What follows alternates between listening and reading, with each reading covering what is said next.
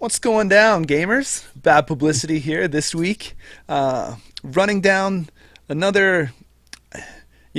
We just have such a fun time with some of these off the cuff episodes. I don't want to call them filler episodes, but like we're all waiting for the big box to come. So the more that this whole shipping schedule gets us messed around, the more you'll get these fun episodes like the top 5 cards we would like banned from the game. With special guest and local Netrunner celebrity, Mr. Local to the internet? Mr. Spag. Yeah. Hello, runners. Good evening. Yeah. So, guys, what is there any news or updates that you feel like you want to cut in here before we get on to topic? Or does everyone just want to dive right into it? I think that this episode may be especially controversial, which makes me incredibly excited because I love controversy. I want to see more of it in Netrunner. I dream that Netrunner players have like fights over Twitter like our politicians do, except those fights can actually be settled by playing a game, not by destroying the country. So I really hope there's more controversy. And you guys have that kind of controversial stuff in your country? Oh, that's right. You're not. Yeah. You're Canadian. Yeah, it's a little crazy, Jameson. It's a little crazy out here. Oh man, we're going wild. I think our guy's hair is better than your guy's hair. Right? that's definitely true. That's all I know. Hard to do. Oh man. All right, so today we're going to talk about the top 5 cards for one reason or another. Maybe they were off by one influence. Maybe you just didn't like the art that we want removed from the game. Get it out. Terrible art. I'm a big art guy. Yeah. Art runner. Yeah. All right, I'm going to go, spin the wheel, and we're going to start number 5 on Mr. Hollis. Top corner. Circle takes square. Really? Wow, that was like, okay, I have to kick it off. I'm sorry, man. I just always go clockwise from the 12 o'clock position. So why don't I throw this out here? Why don't, before you start going down your list, when someone starts, maybe give a little bit of background of what points, I guess, allowed you to shape your list? Or how did you, design your list as we start going through it? Sure. And you got to have some hand gestures like her. Yeah.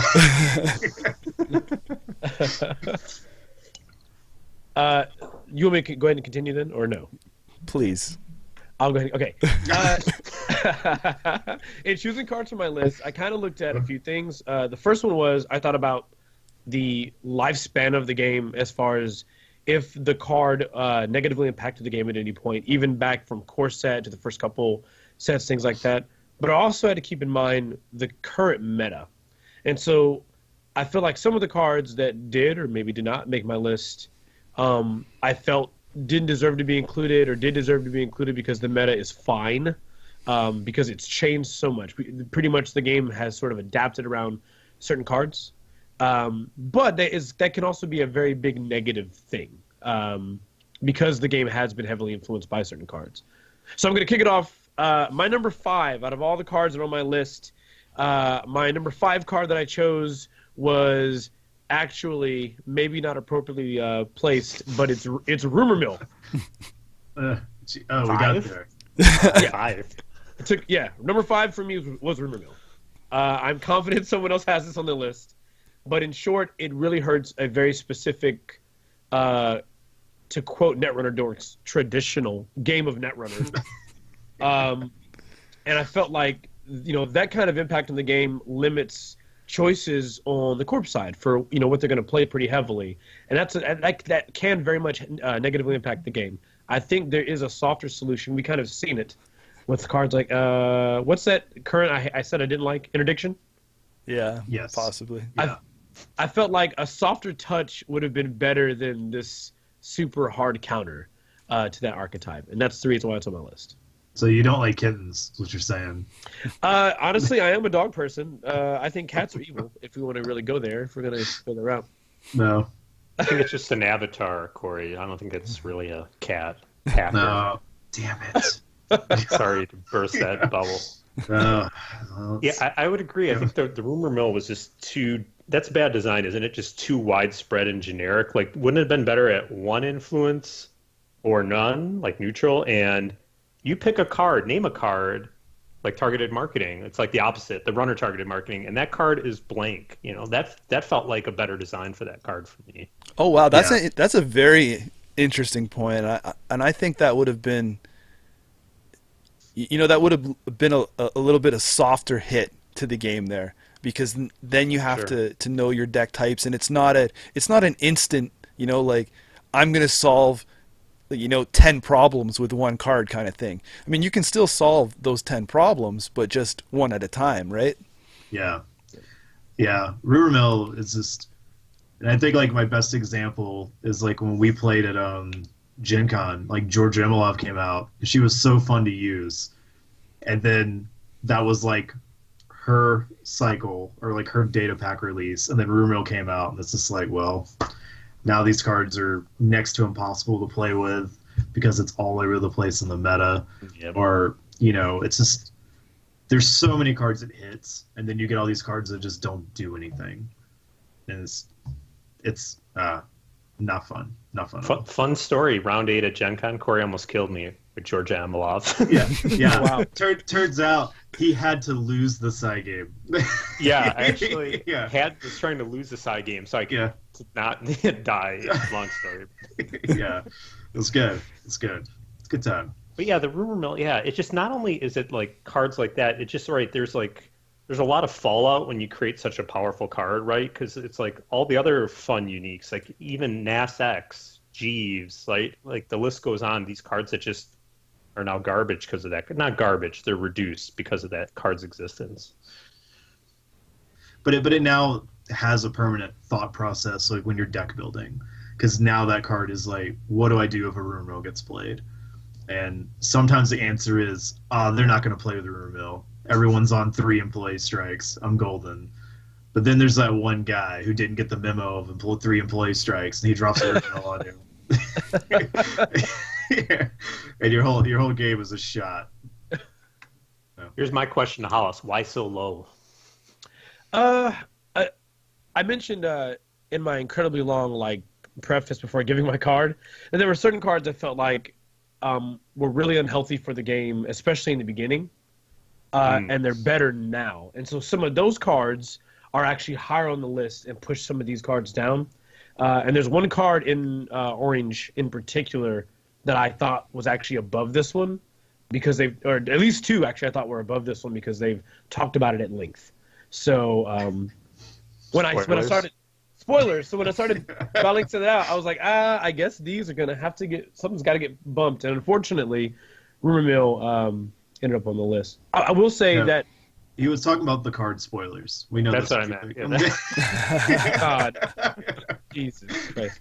I will say that Rumor Mill also is lower on the list because of actually the scenario that Corey described.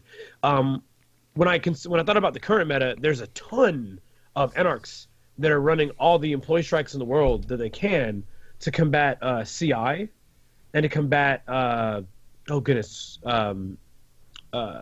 IG, because those are very dominant decks, especially with the way the meta shifted because of cards like Ermaron. So as a result, I'm gonna say his name that way all the time now. By the way, I actually encourage it. and so as a result, that's why. I think that Rumor Mill is getting played less because Employee Strike is really popular, and so maybe it has less of an impact. But I can say that about any card, I guess. Cool. Just justification done. Yeah. But it does so much the turn that is played. Yeah. Right. It's I don't There's even no know. good counterplay to it, right? Yeah, I don't yeah. even know if it's going to be that strong. And Scott, you were talking about if you can adapt it like the targeted marketing. Maybe if it was a terminal, like a terminal current, where I play this and then at least the corp has one chance to respond, or set a different board state up. So it's not like, oh, I'm just gonna basically blank your cards, and now I have 3 clicks to still do stuff. Right, or not even a terminal. It could have been worded even like a piece in our time, like you cannot make runs the turn this card is played. Right. You know, so they can't play it and attack the remote that turn. Perfect. Also, good Cool. transition. Sky, you want to hit your number 5 or give us your little speech on how your list was built? If we all give like a preamble as long as Hollis's, this is gonna have to be a two-parter, man. I'm gonna say, you wanted it in an order, you know, so I'm not gonna put Rumor Mill. It's on my list, but I'm not gonna put it as low as Hollis because I think it is pretty impactful and pretty just too strong across the board. And to me, it's too poor a design, and that shouldn't have been made the way it was. So. I've just let me look at my list. Some of the cards I just hate, and I don't think they're good for the game, and they're not good. They're not the kind of decks I like to face, and some of them are too hard to counter, although some of those have changed. And I don't know what else to say. I guess it's just my hated cards. Sure. I don't want to see anymore. The only thing else left to say is number 5 is... Blackmail. Oh! Nice. Now, I'm going to note 4 of the 5 cards on my list I have used in the past, so it's not like I'm not a guilty party here. But at the Icebreaker at Worlds, I played a Val Blackmail list that didn't have breakers. It's just Blackmail spammed with the R&D interface, HQ interface, Obelisk. Anyhow, but it is bad for the game, right? Because as you were noting in the pregame that a certain identity has really made this card bad. The card itself isn't bad, like a lot of these, right? It's other cards that make them worse or make them facilitators. And before, it took a lot to get a bad pub on the corp, unless they were Grendel, and then they're screwed. Or they played like Grim or Hostile Takeover. Basically, if they're Wailing, they're fucked. Yeah. But once Val came out, I remember I play tested it, and it was like, oh, but it's 50 cards. That's enough of a detriment, but apparently not. You know, you can blow through your deck, and with the amount of recursion, it's just so negative of a play experience to some people if they can't stop it. I know, like for a lot of these cards, the counters exist. You know, you have your ABT, you have your executive boot camp, etc., your oversight AI, but Blackmail, if you don't have like a Caprice, now the Rumor Mill, there's another one. It just makes it worse. If you don't have anything to stop it, you're in trouble. They can just get in. It's kind of like a Rumor Mill, right? It felt like it, where they could just get into remotes at will. It really reduced the power of Glacier and just reduced the power of a lot of things. I mean, at King of Servers, Aaron Andrews played a Valencia deck. He didn't break a single subroutine, and he went 5-0 with Apocalypse and Blackmails and DDoS. Yeah. APOC Val is just ridiculous. That's not right. I mean, it was as fun as that is. That's still not fun for the opponent, right? They just have to sit there and be like, "Oh, okay, go for it," you know. Yeah. Look at all this ice I put on my deck. Look at how much work it's doing. And right, so Blackmail is a problem because Valencia's not going anywhere. So I think something should be done about it. Right. And that's good. it. Corey. So, all right, cool. So my numero 50 card was Account Siphon. It placed low on my list, but it's still there because of the huge impact it had, especially early game, of just being one of the original negative play experience cards. Everyone knows, like, and that's kind of one of the newbie lessons a new Netrunner player learns. Is first was, are you playing against criminal? Well, if you don't ice HQ, you're gonna have a bad time. And then it was like, oh, are you playing against Anarch? You better ice HQ because they're gonna siphon Deja Vu, siphon you again, and they're just never gonna stop. And you're never gonna be able to do anything for the whole game because they're gonna have all your money, and you're just gonna sit there and watch them play Netrunner. And granted, this was at a time before like Corp Econ got insane at some points to where they were just like funneling in money. But it's just one of those cards. And I came from playing like Headlock Arena when that got really popular, to where you would just drain the Corp down to no money and just keep like everything they did, just no economy. And Siphon was like one of the big enablers for that. And for your opponent, it's not fun, you know. And And I feel like I'm okay. Like I feel like a card like Vamp, right, is a better balance because you need to have money to equal and beat the corp, and you're investing that economy and the taking it away from the corporation. While Siphon is just like, I'm taking 5 credits, going to 10, and I can spend 4 of it to clear the tags, but now there's a lot of tag removal cards, tag prevention cards. The downside isn't that big of a downside now. And it's just taking money away from the corp and then swinging really heavy in economy. I think like there's a better way they could balance that card out, or should have balanced that card out. So yeah, account Siphon. It sucked. Still can. You know, Still can. your whole speech was so elegant, and then you had to go and put that like little grade 6 summary on The anger, man. The Yeah. anger. I was keeping it in check for so long. Just couldn't do it at the end. I honestly can't believe that card hasn't been addressed by the MWL. I know it's 4 influence, but it's still gets too easy to splashed. export. Yeah, Yeah. right. So, hell, I played it in Jess. Of course, it's one of the only cards she can take that's good, but that even uses her ability. Yeah, it's weird when you look at a card like that and you see how much influence it has, and people are still moving it out of faction. Like you know that it's a problem when that happens. Mm-hmm. Yeah. And remember, this is the first Worlds that hasn't been won by Account Siphon. That's how strong that card is. Mm-hmm. Yeah, it's crazy. So yeah, it's number 5. I like it. All right, for my list is built from a little bit more of a different angle than what I think that these guys are building. Like this right here, for those people that are watching the video, this is my designer's cap. So my list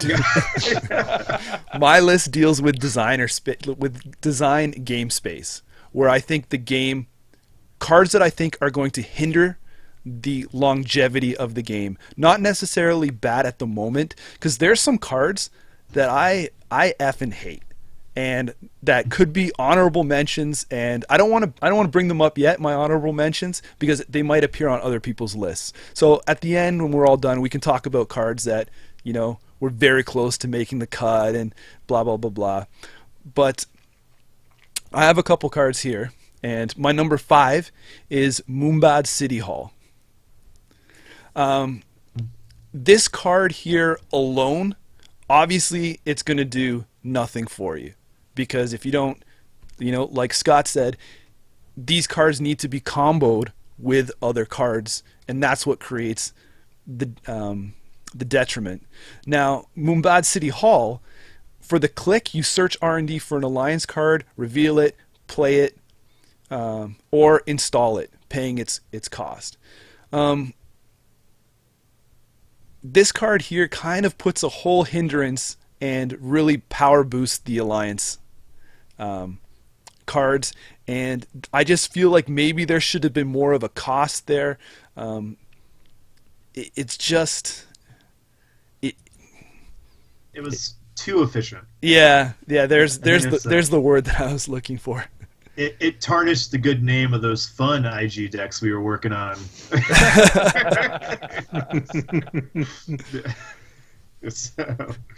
But yeah, like either if it was like a click and search and that's it, or it was once per turn click and install.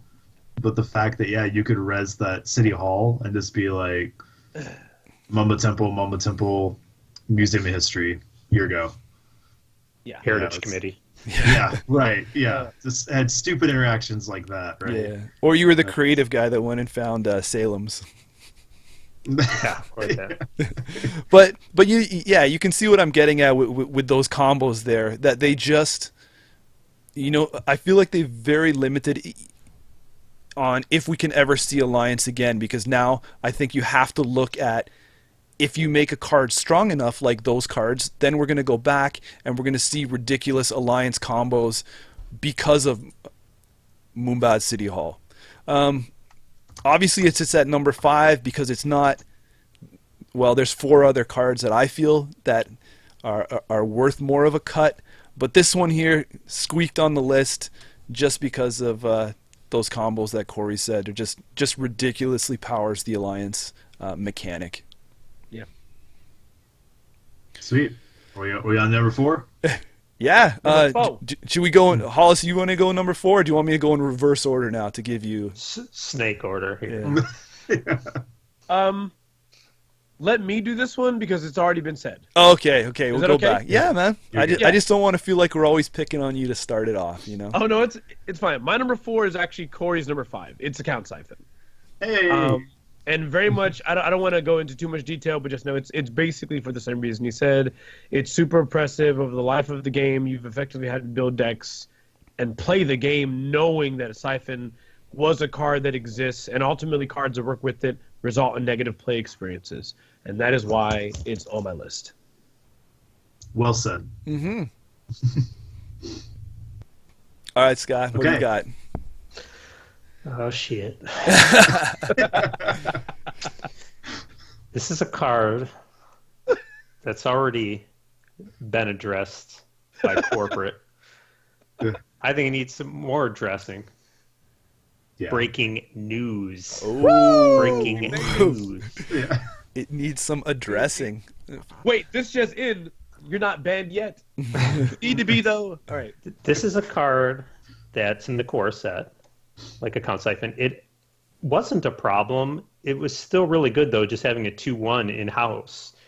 But the more they've added cool tagging interaction cards, tag punishment, let alone something like Boom, just a straight-up we're going to murder you card, the value of breaking news has only increased. And the fact that it's a 2/1, you can never advance it. You can use Astro Sandsand. It's very easy to use it to facilitate other problems, I feel like, too easily. Like, if it was a 3/1, like maybe it should have been, or only gave you one tag, it wouldn't be as tough, I feel like. You could still close accounts. You could still exchange of information with it.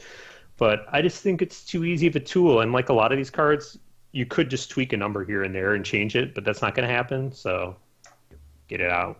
I can't agree with you more.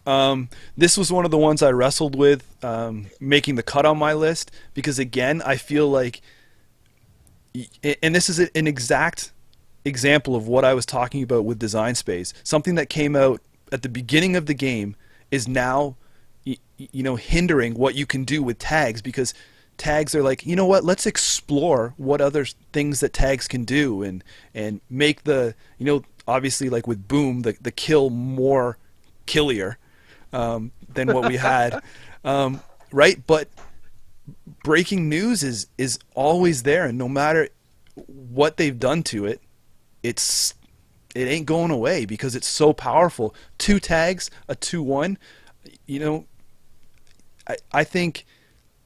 I really think it should have been 3/1, because at least that way you couldn't, or it didn't give you that click off if you never advance, or you couldn't just install it, by itself and score it. There's just so much that breaking news is, killing hopes and dreams. Killing. It's also the matter of, someone said this in chat, but just to hammer that point home, all the existing 2x, whatever the point system is, cards in the game are generally either have a negative effect for the corp to balance their positive effect, maybe, or they're worth 0 points. So Yes. That's why you get a positive. So breaking news being a 2/1, so it's already the corp was already advantaged just by scoring out of hand, but there's no negative effect whatsoever. Like, could you imagine if breaking news gave instead 2 bad pub, or gave 2 tags if the runner stole it? It would be like, I'm not playing that 2/1. Get out of here. 2 bad pub, 2 free Desperado credits every turn. Get out of here. It's disgusting. Remember when NBN used to be excited if their breaking news killed a Katie Jones, and that was Yes. like their highlight? They were like, Yeah. "Yeah, I got their trading with Proco. breaking news." Yeah, the Proco, it's out. Yeah. Man. There's How- one how downside fun. now, though. If they have an Aaron Moreau and they can shed those tags for cards. Yeah. Yeah. Not He that is they- like the check and balance to now breaking news, right? Yep. I think breaking news, though, is like a siphon. Like a lot of these core cards, it shows that Lucas did a great job, right? Core was so cool, like a great starter set, but maybe a little too overpowered. When years down the road, those are still like some of the best cards. Like, maybe it's time to revisit it. Maybe time to flush some of this shit out. Yeah. Yep. Yeah, it's because no matter what you can do, like there's just no power creep, right? Like you're just like, no, you can't creep past this card that was in core that's already super powerful. I mean, Sure, you could. It can be a 1/3. Oh, An well. advanced 3. It gives them 3 tags. why you got to give them ideas, man? Why you got to give them ideas? Good pick, Corey.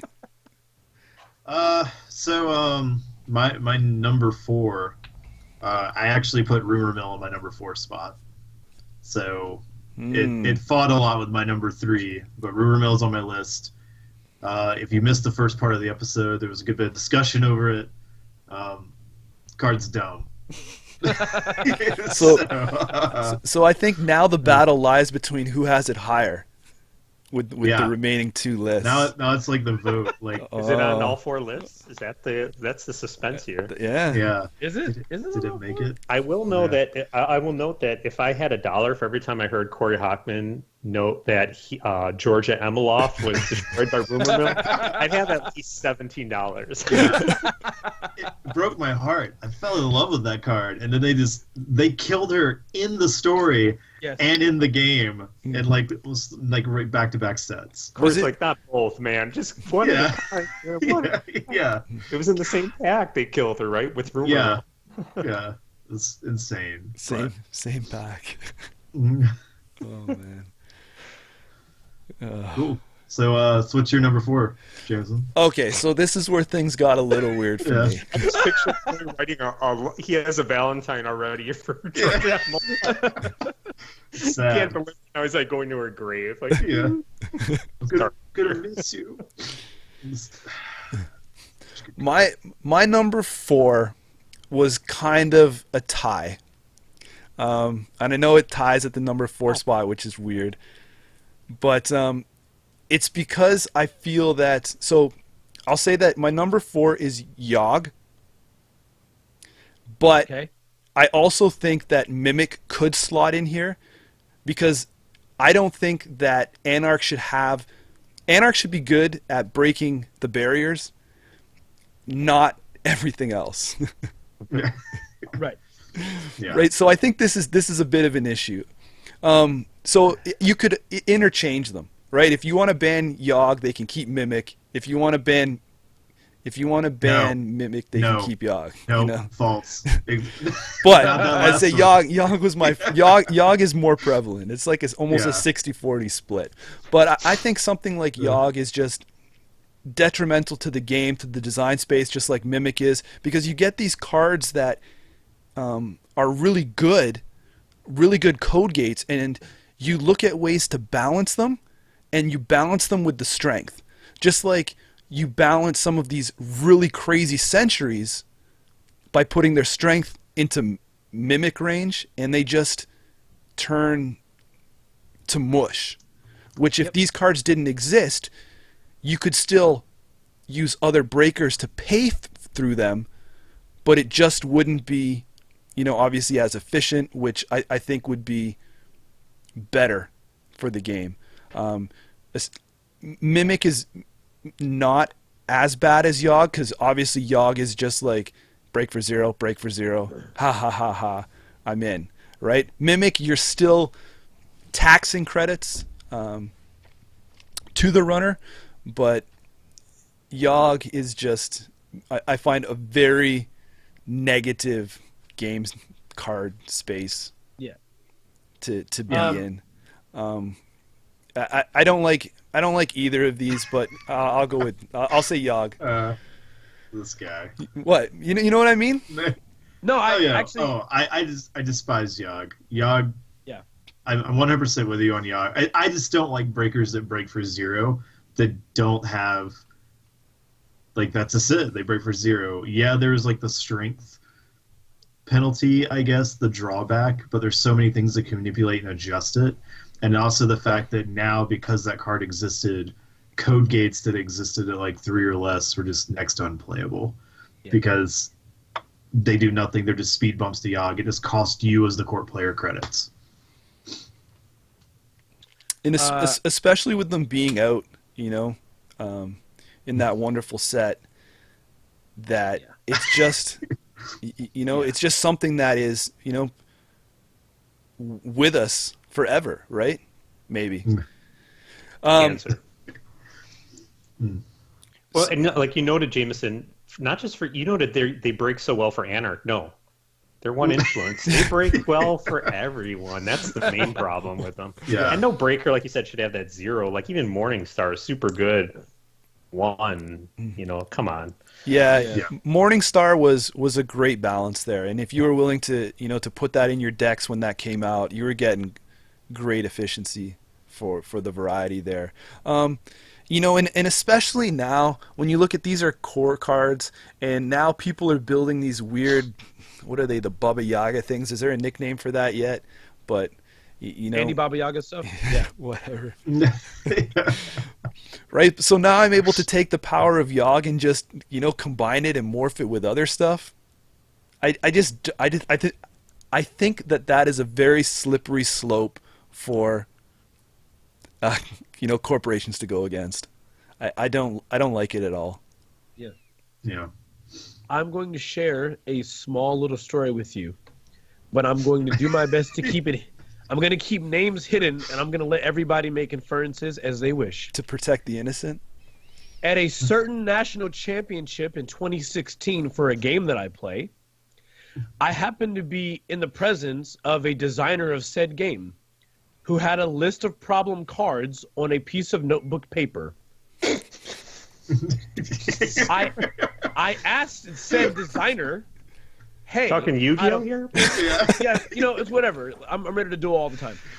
I happen to ask said designer, out of the list of the cards that are on your list, which do you think probably should not have been made doing what, like made as is? It is clearly to you, in your opinion, problematic.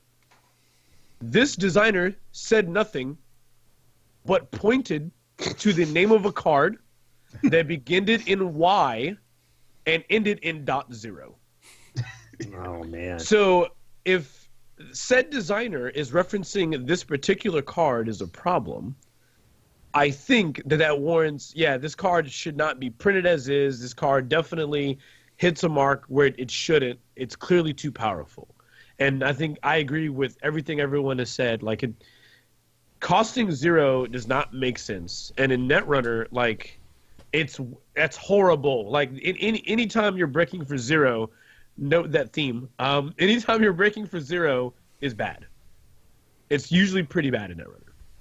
So that's my 2 cents. Right, Should have and a downside. Yeah, and then especially with the tools that were also in suite, right? You know, like we've always said, like you take sucker. Right. Yeah, Parasite. you knew it was coming, right? These I'm sorry, the chat. I'm sorry. Is that what you're laughing at, Corey? I'm not looking at the chat. Yeah. right, right. So you take these already cards that are limiting the design space, and what you do is you put them with other cards that just accelerate the cancerousness of them. Yogg is incredible. Maybe it should have been higher on my list, but that means there's 3 more cards that I think are worse. Yeah. Yeah. So, And hey, let's go right into those number 3. Hollis, what was your number 3 busted as hell card? You know what? I'm just gonna throw it down. Here it comes. No one's gonna like this because I don't think it's on anyone else's list. is it same old thing? I wish. No, I actually chose something simple that annoyed me for the longest time, and I think it's on your list too, Jameson. Maybe I chose David. I chose David. David is on my list. I feel like design space wise, like a lot of other cards, you'll note a theme here. Often the cards that we dislike are cards that invalidate strategies or choices in Netrunner, and I felt like David can do that very, very heavily. And it's not just David; it's all the things that can be packaged with it, right? It's the clone chips, it's the levies, it's the deja vus, the fact that you have a piece of, I mean, not even an icebreaker, really. Or is it icebreaker? I don't know. No, It's not. No. Yeah, the fact that you have a program that sits and basically the big wall that Wayland has, or the big wall that any faction has, can break without actually costing you money, with the exception of the installation cost. To me, this fits on the same level as Yogg, where I very much dislike the fact that there's a card like that that exists in Netrunner. Any number of things could have happened. You could have said, hey, you pay real credits to break a number of subroutines on the ice, and David never has to get pump strength, and you remove one of these counters. I don't care, but tax, make it a tax. Don't make it 0. When you make it 0, you're messing with the math in a very, very weird way. It's too efficient. I don't think that this is. I don't want to pop anyone's bubble because for those watching and listening, we really don't know what's on everybody's list. So Yeah. if this leads into something, I don't want to steal someone's thunder, but I'm really sorry. I think that, I think Dave is an awesome pick. Spoiler, it's not on my list. But People tuning out. Yeah. They can't believe it. They can't believe it. Jameson failed us. But they said he was the people's champ. Yeah. 6 years ago. Burn that designer's hat. Yeah. Anytime you go outside of the normal,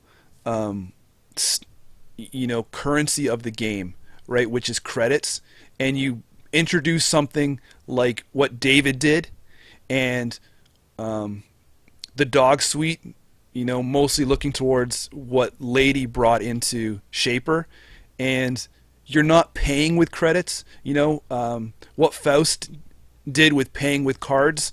Anytime you have this currency that is added not from your credit pool, I think it's almost a little too dangerous, and you really have to be careful. And although they are interesting designs, they were just incredibly powerful, right? Like, I mean, the argument has been said over and over. Try and stay within your color pie a little bit. David took Anarch way outside its color pie to be able to break so efficiently like that.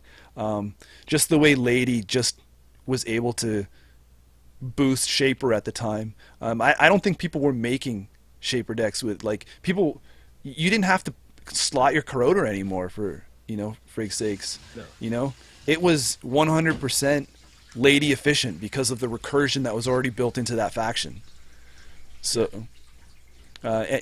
that's what I have to say about those tokens and other currencies. Nice. Minor rant. I will give- His rant was number 3. I mean, at least David, they gave it a high influence cost. That helped, but even still, you just needed one in a Shaper deck, and it just a Shaper deck with all the recursion and the search. You're like, I didn't have to worry about anything 5 or higher. That's what else I didn't like, just the boundless end, right? 5 or higher, I could take care of it with David, and you're right, with Anarch, with these fixed breakers, these low strength breakers, that just covered the rest of the range. You're right, and that took them. They were able to cover everything with that. Yeah, and especially where you say Shaper being able to get it when needed, right? You only needed one of, because of one card called, self-modifying code, right? Oh, as long as that was on the board, and you had, your David, go ahead, run around, do whatever you needed to, because I can pop it as soon as you res. Yep. It was remarkable what it took, and it was not uncommon at the influence level to see a one of out of faction in Shaper, especially. Exactly. Yeah, like I built Pitchfork about a year ago this time. I had a one of in there just because out toss a fan site, you res the toll booth, you can get in, and I mean and it was good. Now, I rebuilt that deck recently, and it doesn't need it anymore because it has a certain console with a certain other card that, when its strength is reduced to 0, it's destroyed. So that's a lot easier to use than a David, I found. But yeah, it's a shame we won't talk about any of those cards tonight. Probably not. Yeah, so I guess we'll. And Nate. Yeah. All right, Hollis, you got anything number else to 3? say, or anybody else want to say about David? Or we're good, eh? Nope. I thought the name and the art were pretty cool. Oh yeah. I agree. Yeah. It's That- like we that just is- got to give David a little pat on the back. Yeah, you're okay still, David. You got some good. Cool. All right. All right. My turn. Yeah. Yep. Take it away. Number 3, a card I don't think I've ever played. I played it once in a Neural EMP deck I won a store champ with out of Engineering the Future. And I wouldn't cry if this card were out of the game. Accelerated Diagnostics. Ooh. I know a lot of Nice. people, a lot of the high-end players are bored with the game, and they're like, if I can't do combo, wombo, CI, BS, or some of the lesser skilled players, if even self-proclaimed, who are like, I can do it out of hasty easier, or the shutdown boom, which is the one of the latest plagues with this stupid card. I feel like this card, like breaking news, is just a facilitator that's too easy to use. The ignoring costs, there are a lot of issues to it. There are too many cards now to set up and with it. And I know Lucas loves his combo stuff. He gave it to us in the same pack. If you look, the interns, the power shutdown, and the accelerated were all in the same Wow. pack, right? I missed So you knew it was coming, that someday the combos were going to be raining upon us, like the current plague of our presidency. But, those accelerated executive orders he's signing off every day. But Jeez. so anyhow, I don't like this card. Oh my and god! I wish I had all my cards to reveal like this. Yeah. and the number one Maybe I card. should have. It's not too late. So if this card were removed from the game today, I wouldn't change how I play it. Actually, make the game better. Yeah.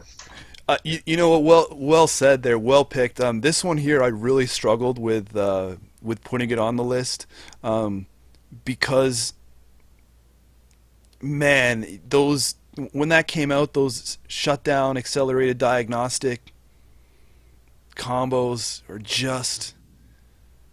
It was so foolish, wasn't it? Like when that first came out, and now seeing the recursions of it so many years later, and. It used to be goofy and hard to do. Like if it was like, oh, cool, you pulled that off. Like that was really special and neat. That would be nice. But when it's like 10 minutes, they sit there. I think I got it. I'm like, I don't want to play this game anymore. Yeah. Like, that's not what it should be. Or you play against the person who you wonder what they're doing, and they're spending 10 minutes just trying to figure out how the combo is going to work in their situation, and they're just like pondering all their options, and you're just like, cool, man, do you have the dry erase board behind you where you're just going to slide it over and show me what's about to happen?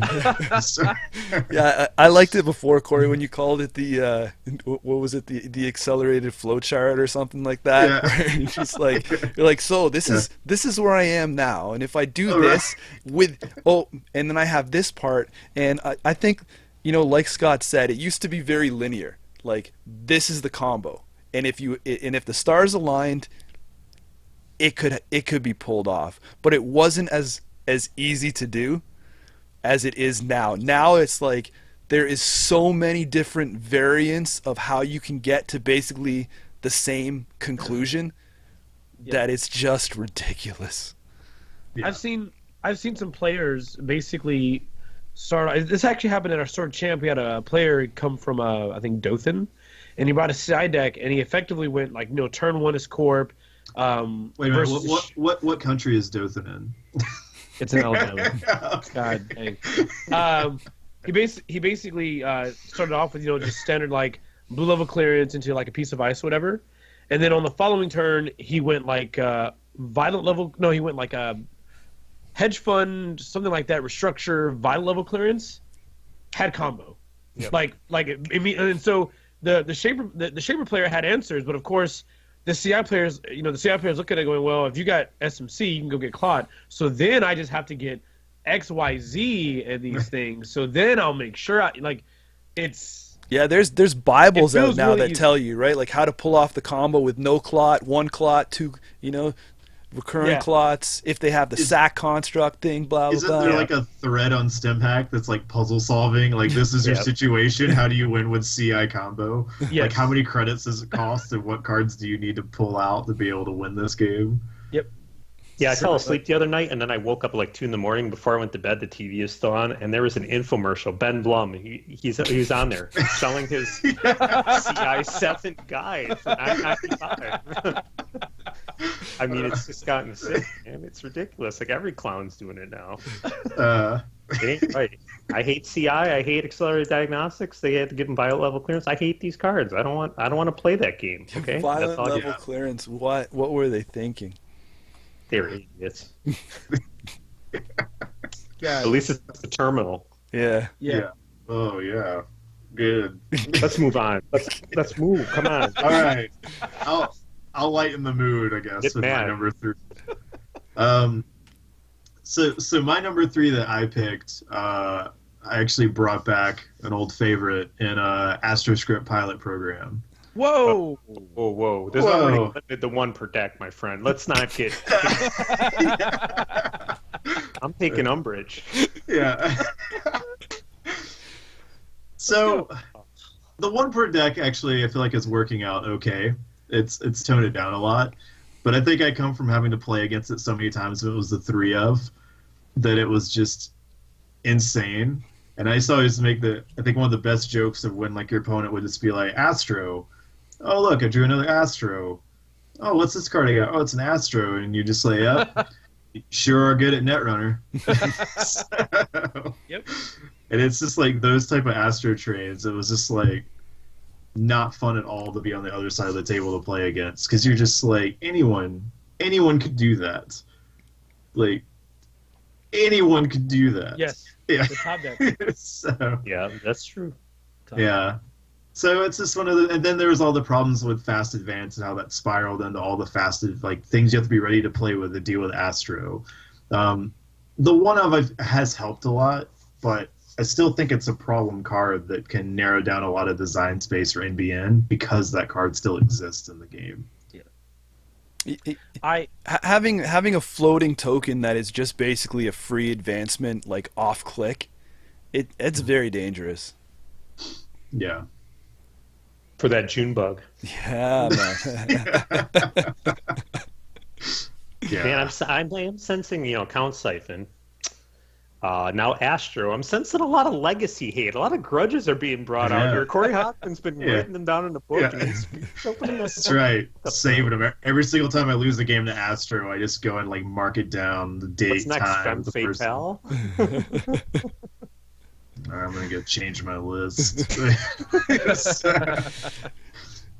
Corey, do you not like cards that came out in data packs? I guess is where he's saying. Does everything have to be from core? One card that came out in a data pack made my list. All right. Yeah. I just did want to add. I remember, before the limit 1 per deck thing with Astro, I honestly cannot count how many games I thought I was like maybe the game was maybe slipping back in the runner's favor, and then I top decked an Astro, and I was like, oh, never mind. Not anymore. Not anymore. I thought I'm at 4, you're at 4. I thought I was in trouble, but I just happened to have this Sand and this Astro, so the game is probably over. Yeah. Yeah. The worst was Worlds 2014. I was guilty. I played Near Earth there. This is pre-Clot. And I don't know how many games I won scoring an Astro fast track and breaking news on that final turn. It was ridiculous with biotic sand and tokens. You could just, if you saved your tokens, you had 2 Astro tokens, it could be like score the third. And it was idiotic. Yeah, you're right. It was bad. And I was guilty. No, you're not guilty. We're playing within the rules and restrictions that we have, right? Needed a crutch. Yeah. Yeah. Oh, I'm still sad. I'm still crying over it. Really? I miss it. Miss the Astro. Where's the? Hold on. Is it? I need a minute. Is it a tier like this? Yeah. Oh, the single tear, the single tear on the face. Uh, Oh, Give me a minute. Okay. Oh, there You all it right, is. buddy? Was that the single tier? Nostalgia. I'm good. Go ahead. Continue. Yeah. Oh gosh. Eat the mic. Oh wow. All right. I think we're on to my number 3.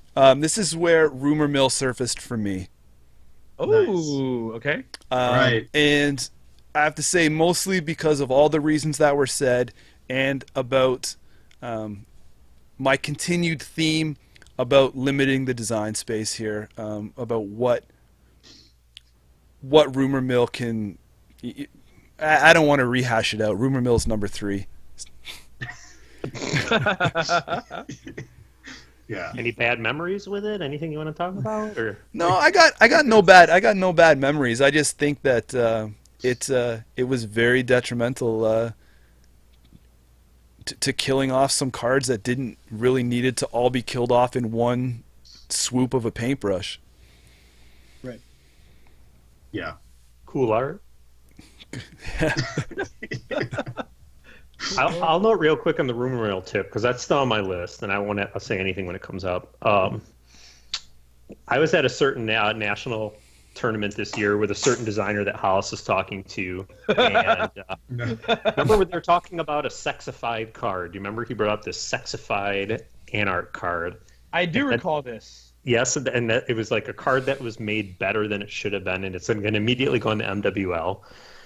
And I said that when Rumor Mill was revealed, I said, "Is it Rumor Mill?" Nope. And I'm like, "Oh shit."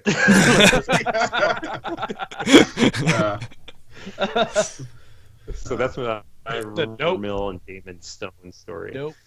Nope. This is not the card. Do you want to These are know? not the cards. Do you want to know my prediction about since we're most wanted listing? I don't think we're going to see another most wanted list. You don't think so? Nope. Hey, Why? Because I thought it would have been here by now. game is solved. Yeah. It's fixed. It's fixed. Yeah. I think it's thrown back because the cycle was like kind of pushed back because of release. You know, the cycle just finished. I don't know. I mean, I'd be pretty sad if there wasn't another one. Oh, I would be sad too. I'm not making this prediction, with a smile on my face, but Yeah. Very solid. very- I'm all business. What is it, Lord Business? I think that'd be a bad idea. Why introduce it and then freeze it? I don't know. After 2. Yeah. Give it time. They also may just be waiting in between like store champs and regionals. Yeah. But like honestly, like can you good. is there any way to pull up quickly what the date of the last most wanted list was? It was right before Gen Con, Yeah. right? July. Yeah, it would have been July. So it's been a good 6 months. Yeah, it's been over 6 months. Like Corey's saying though, maybe they're going to let store champs whine because they started those earlier. And Like you don't there've been some rumors of the design, possibly changing hands. Maybe Damon Stone stepping down or leaving or whatever. Who knows? I mean, maybe there's some flux, and if the design team is in flux, who knows? Maybe they don't know what they're doing right now. It's a crazy world. Rumor mills, puppy Yeah. mills. Yeah. So are we ready to go on to number 2? We're in the top 2s. Yes, sir. Let someone else go with number 2 in case it's a card that isn't already said. Because I don't want to keep having the new card that hasn't already been said. Yep. Let's reverse it because Jameson didn't say anything about Rumor Mill. All right. My number 2 is the brand new out of the box shiny toy that was given to Anarch. Aaron Marone, Yeah. building 2 influence. Yeah. This is the briefcase. This is the cipher. The cipher. Cipher. Cipher, the Schiefer, the Cipher, the Cipher? the Cipher. Who the fuck Who knows? knows? Every time someone corrects me, every time. The Psi-effer. It must be better than Aaron Marone because this is only one influence. Aaron's No. 2. Yeah. But it has a downside. Marone doesn't, outside of trying to pronounce it correctly. Well, this one has that problem too. I don't. I don't know. Like realistically, the only downside here is is the five install cost. I mean, because everything else is just bananas. One influence, 2 memory, and What about the last line on it? limit one per limit Reduce 1 console per reduce your player. The hand size. The hand size. Yeah, once If you play it, if you do, the strength of the ice is lowered to 0 for the remainder of the encounter. I'll tell you, it is a downside when you play it out of Geist, because you're drawing a lot of cards. That hand size starts to... This So card. tell us the problem. Tell us the problem here. The problem is that this is hurting a chunky ice build or design You can't even space. explain it. It doesn't sound like it's an issue. I'm gonna really need you to defend your stance on out. this. He's going to lose this court case against the briefcase. This is hilarious. Guys, okay. It costs 5. That's fair. No, this thing here, for what it does, again, I mean- paying a cost that is basically, imaginary style, like not from credits or anything, I'm lowering my hand size and reducing the whole ice to 0, and then using the tools that are already in place in Anarch. This is such a icing on the cake for them. This is more. This is the cake has been double iced, triple cherried, and then whipped cream on top of that cherry. Like I just don't understand how this card slipped through into the public's hands. Like this could have been something that the FFG guys play with, in the office just to joke around and have fun, and it's like it accidentally slipped into the to be sent to printer envelope and then got included, right? Like This should have been one of the terminal directive cards that is not tournament legal. You're right. Is that what you're saying? Yeah, Almost, You yeah. unlock it in another pack, and you're just like, "Oh man, this card's crazy." It's like, actually, that was in the last pack of Flashpoint. Sorry, I left my cards over there.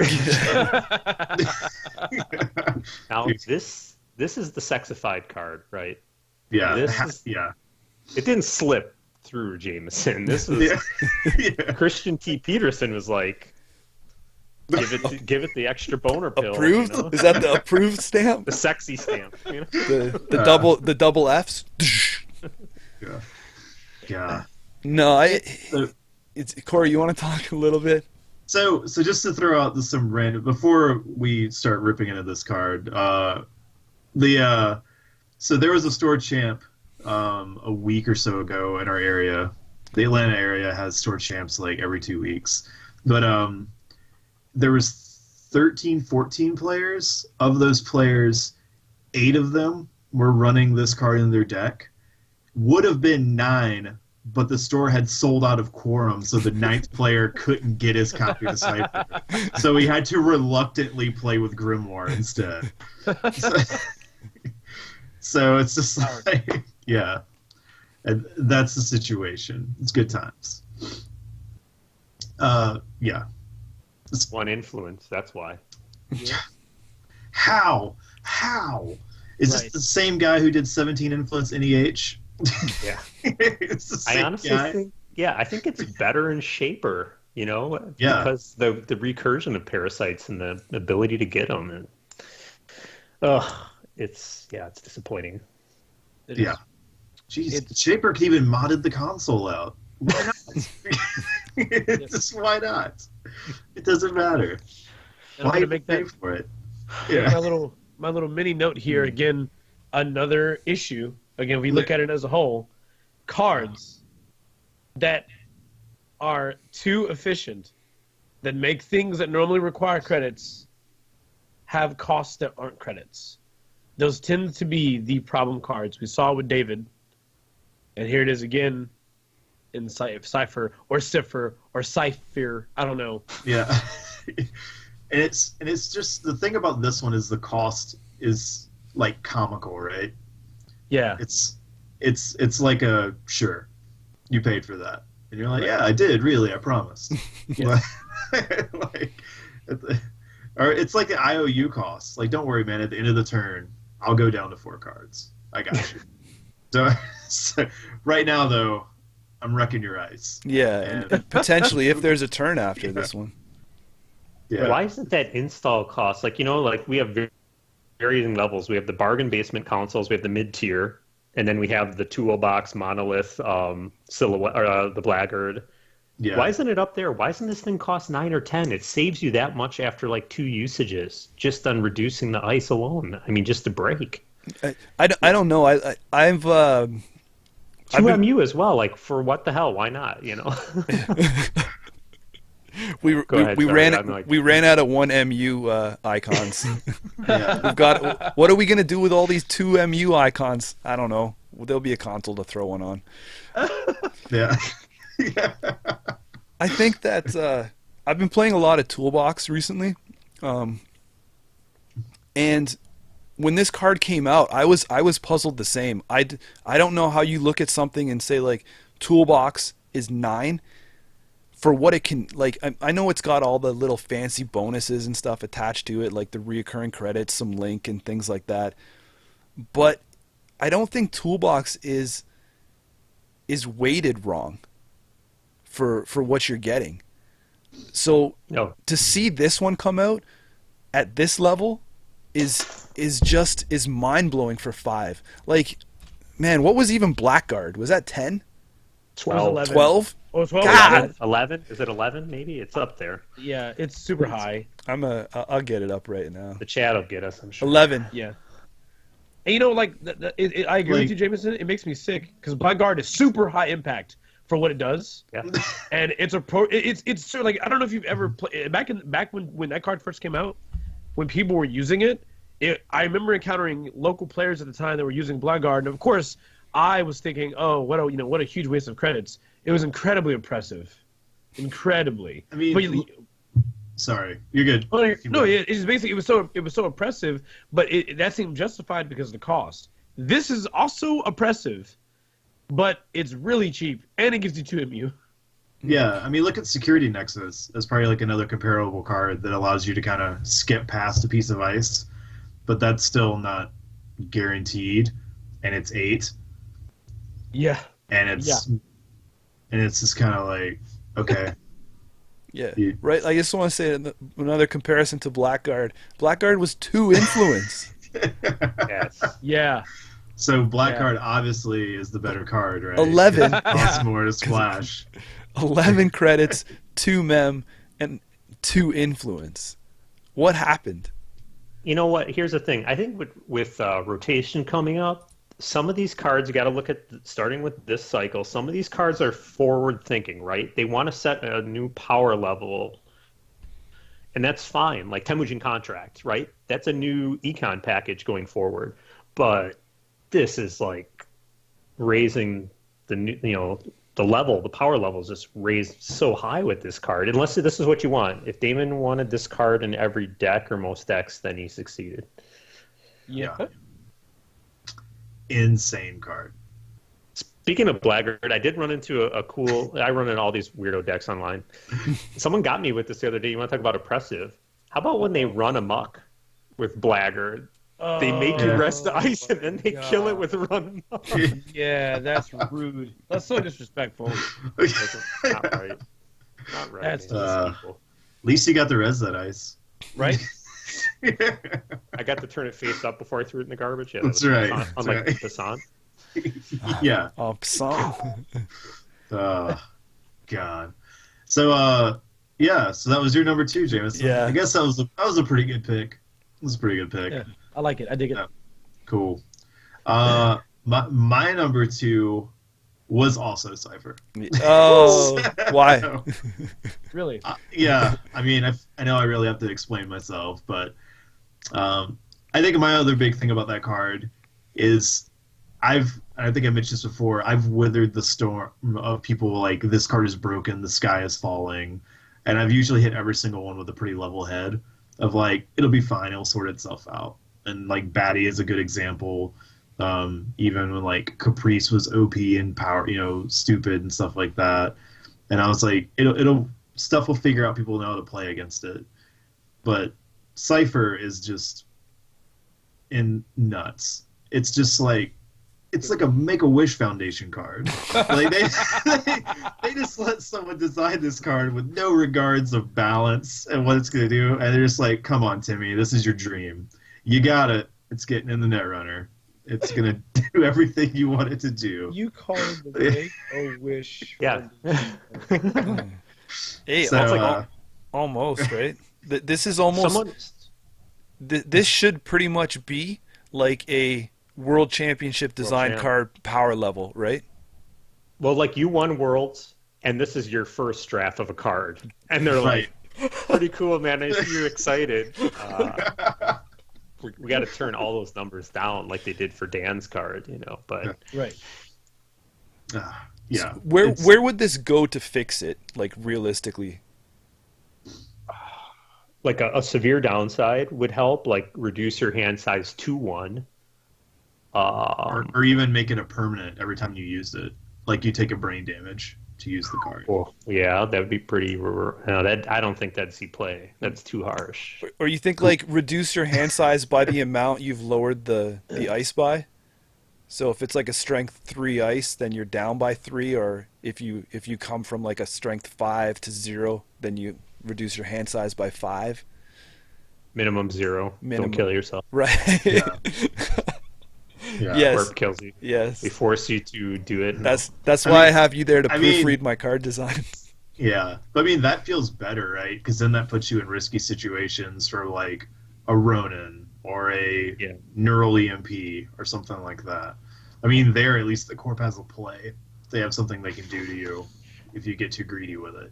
And I think that falls more into the risk reward design space of Anarch, where Anarch's supposed to be, instead of the All reward.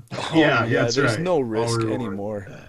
It could have been 1 MU, could have been 3 influence. There could have been a ton of things. It could have cost 10. You know, I mean, they could have done a shit ton of things to it. Yeah. I agree. They could have called it something pronounceable like Hollis Echo. God. Oh man, that'd be a pretty powerful console. Is this on your list too, Hollis, so we can talk about it some more? Because I have some things to say, but if it's on your list, we can wait. It's not. Okay, good. It's not on mine Actually, either. yeah. So I want to just note, like, for example, also just some non-parasite interactions, because that's the most obvious one, right? Like killing ice instantly, which is horrible when you have on-encounter ice, because it ignores that ability, because it goes first with when encountered, right? So, Right. whew. There aren't a lot of colors, but look at it outside of faction. Like I was saying, Plate and Geist. Very easy with a Cloud Breaker and a Crescentus. To whatever ice strength you have, it's now shut down for very cheaply. I was playing it in Pitchfork. You can go get it with a fan site artist colony or whatever, or, you know, do a Haley trick to get out of your hand. And you have an Outman Zero, and you can get through that curtain wall for 3 credits. Yeah, don't talk you know? about the you don't even Outman need Zero. Parasite. Outman Zero with it's awesome. Just a lot of ridiculous shit. Yeah, I can't believe I didn't mention that. The list goes on, man. Gift that keeps giving here. Yeah. All right. Well, hey, we can talk about some new cards now. So, Spags, you're up with your number 2, which is not Cypher. It's not, but it is a good friend of Cypher's. Oh Oh, no, yeah. Spags! Did we do it? Go ahead, Spags. Go ahead, Spags.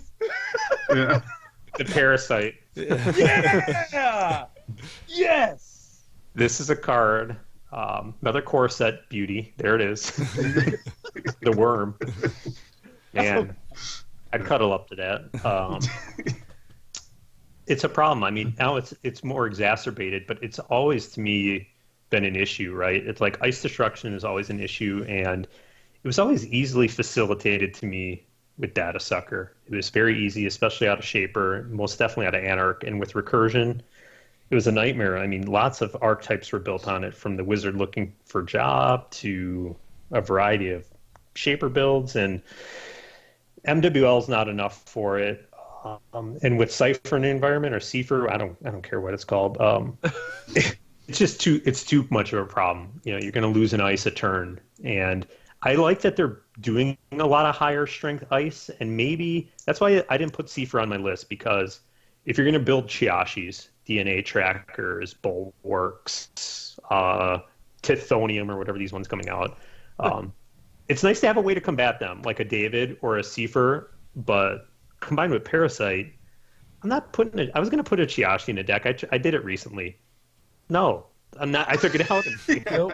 The first time it died after I res it, it was like the Blackguard move. You made me res that and kill it instantly, except it didn't cost you an arm and a leg. It cost you nothing. So, and then with stupid Deja Vu, you get 2 of them back for 1 card. And yeah. No, Spags. That's it. 100% on the same page. Yes. Your it's my number 2? 1. Oh. Or it's my number 1. So I'm happy you chose this number 2. Okay, cool. Yeah. I spoiled it. I can open it. I love it. It's my favorite choice. It's so strong. It's stupid. It doesn't make sense how good it is. Like, it's so ridiculously powerful. And I feel like all the cards under it, like Cypher, like the Data Sucker, all those cards work in tandem with it. And that is like, I feel like when I look at all the collective issues, it's the root problem. Because it exists, all these other cards get way, way, way stronger. To me, what's worse than invalidating the ice is getting rid of it completely, very easily. Yeah, Like, I even that's feel just- bad when my pop-ups get parasited, right? Yeah. Like it's just crappy. It's just I I didn't don't deserve it. Especially if it was the Juggalo pop-up. Yeah. Well, that one deserved to die. Yeah. And when you That should have been a tear up in half. Yeah. and I feel like also when you look at the game, I just don't think they intended. I don't think that it was obvious they didn't know that ice destruction was going to be such a powerful tool the way it is, but then they kept making cards that did it. Like the cutlery. Yeah, so it was like if you remember the beginning of the game, you know, again I guess everyone had different moments they entered, but I entered beginning first started the first data pack. So it was basically like, okay, I get it. So we have this Parasite and Data Sucker. That seems really, really good in general, but Data Sucker is always good because, you know, it helps with efficiency. And then you compare it with Yogg and Mimic, and you're like, wow, Anarch is really good here. These breakers are good. And then you get Cutlery. And then you get Run Amok. And other cards aren't even great, but still are helping you, like Immolation Script and Eater. And then Keyhole, so you can keep removing ice as you dig through R&D. And at some point, you're looking at it, and you're going, wow, like I have 10 tools to get rid of ice here, and ways to recur them, like inexpensive ways to recur them. How in the world am I supposed to even res ice as corp? It's the same reason why for a while in the beginning of the game, you saw a lot of people go for really cheap 4-strength ice, because there was no reason to overpay for ice that was just going to get Data Sucker down to 0. And now that problem's further, like the problem's even more highlighted now that we have these issues with Cypher. Correct me if I'm wrong, but ice at strength 4 that were cheap are the reasons why people like Spags and Justin Kopinski got to do really well in Nationals in 2014. Like, it was because with Atman, it was because everyone had to play their ice suite a certain way. And with Cypher and Data Sucker, Parasite in the meta, it's similar. If you look at it, corps are still doing the same thing. They can't play cards like Chiashi. Right. I look back even like Worlds 2013. I want to go way back here. Yeah. I was playing Catman. Yeah. The deck was basically Opmans and Data Suckers. But honestly, the best breaker in the deck was Parasite. You know, it's like, Parasite and Data Sucker, that's the best breaker, and it always was. And then you add it in with noise, and it's like, I'm going to kill your ice and some cards from your deck at the same time. It's just ugly because of the virus aspect. Yeah.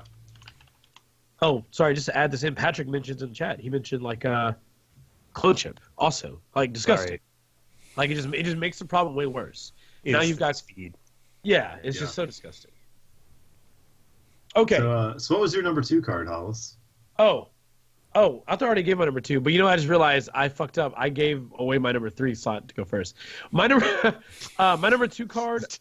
Sorry, my number 2 card was breaking news to finally be on that list, but I'm going to change my mind and say it is Aaron Moron. Hey, good. I'm glad someone's bringing it up. Yeah, like I feel like it's almost like the direct opposite in a way, right? And I agree very much with everything that was said about breaking news before. I think Aaron Moran, as someone has mentioned in chat, is a big overcorrection to that card. I hate to say this, but if it's almost to the point where if they were going to print a card like Aaron Moran, it might even have been better to ban breaking news. Right. Yeah. Exactly. So I think a lot of these cards go hand in hand. We were talking about this pregame, and yeah, I was put, but if you pull breaking news out, you don't have to have Aaron even printed, right? Right. Yeah. I mean, as long as you've got Aaron, yeah.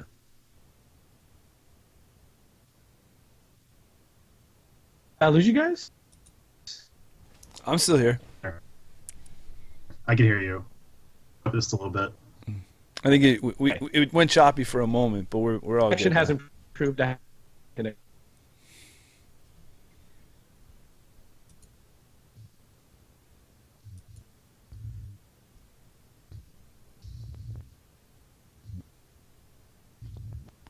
Are we losing it? Aaron doesn't like us talking. Aaron doesn't like us talking bad about Aaron.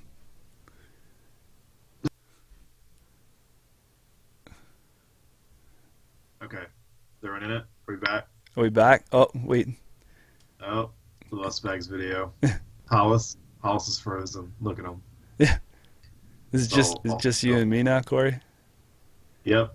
I can see you guys. Can you hear me? Oh, yeah. Okay, we're There good. we go. Hey. All right, Technical cool. glitch. Yeah, you know what? I think I think it goes back to the same point of some of these corrections where you look at what Rumor Mill was, and it was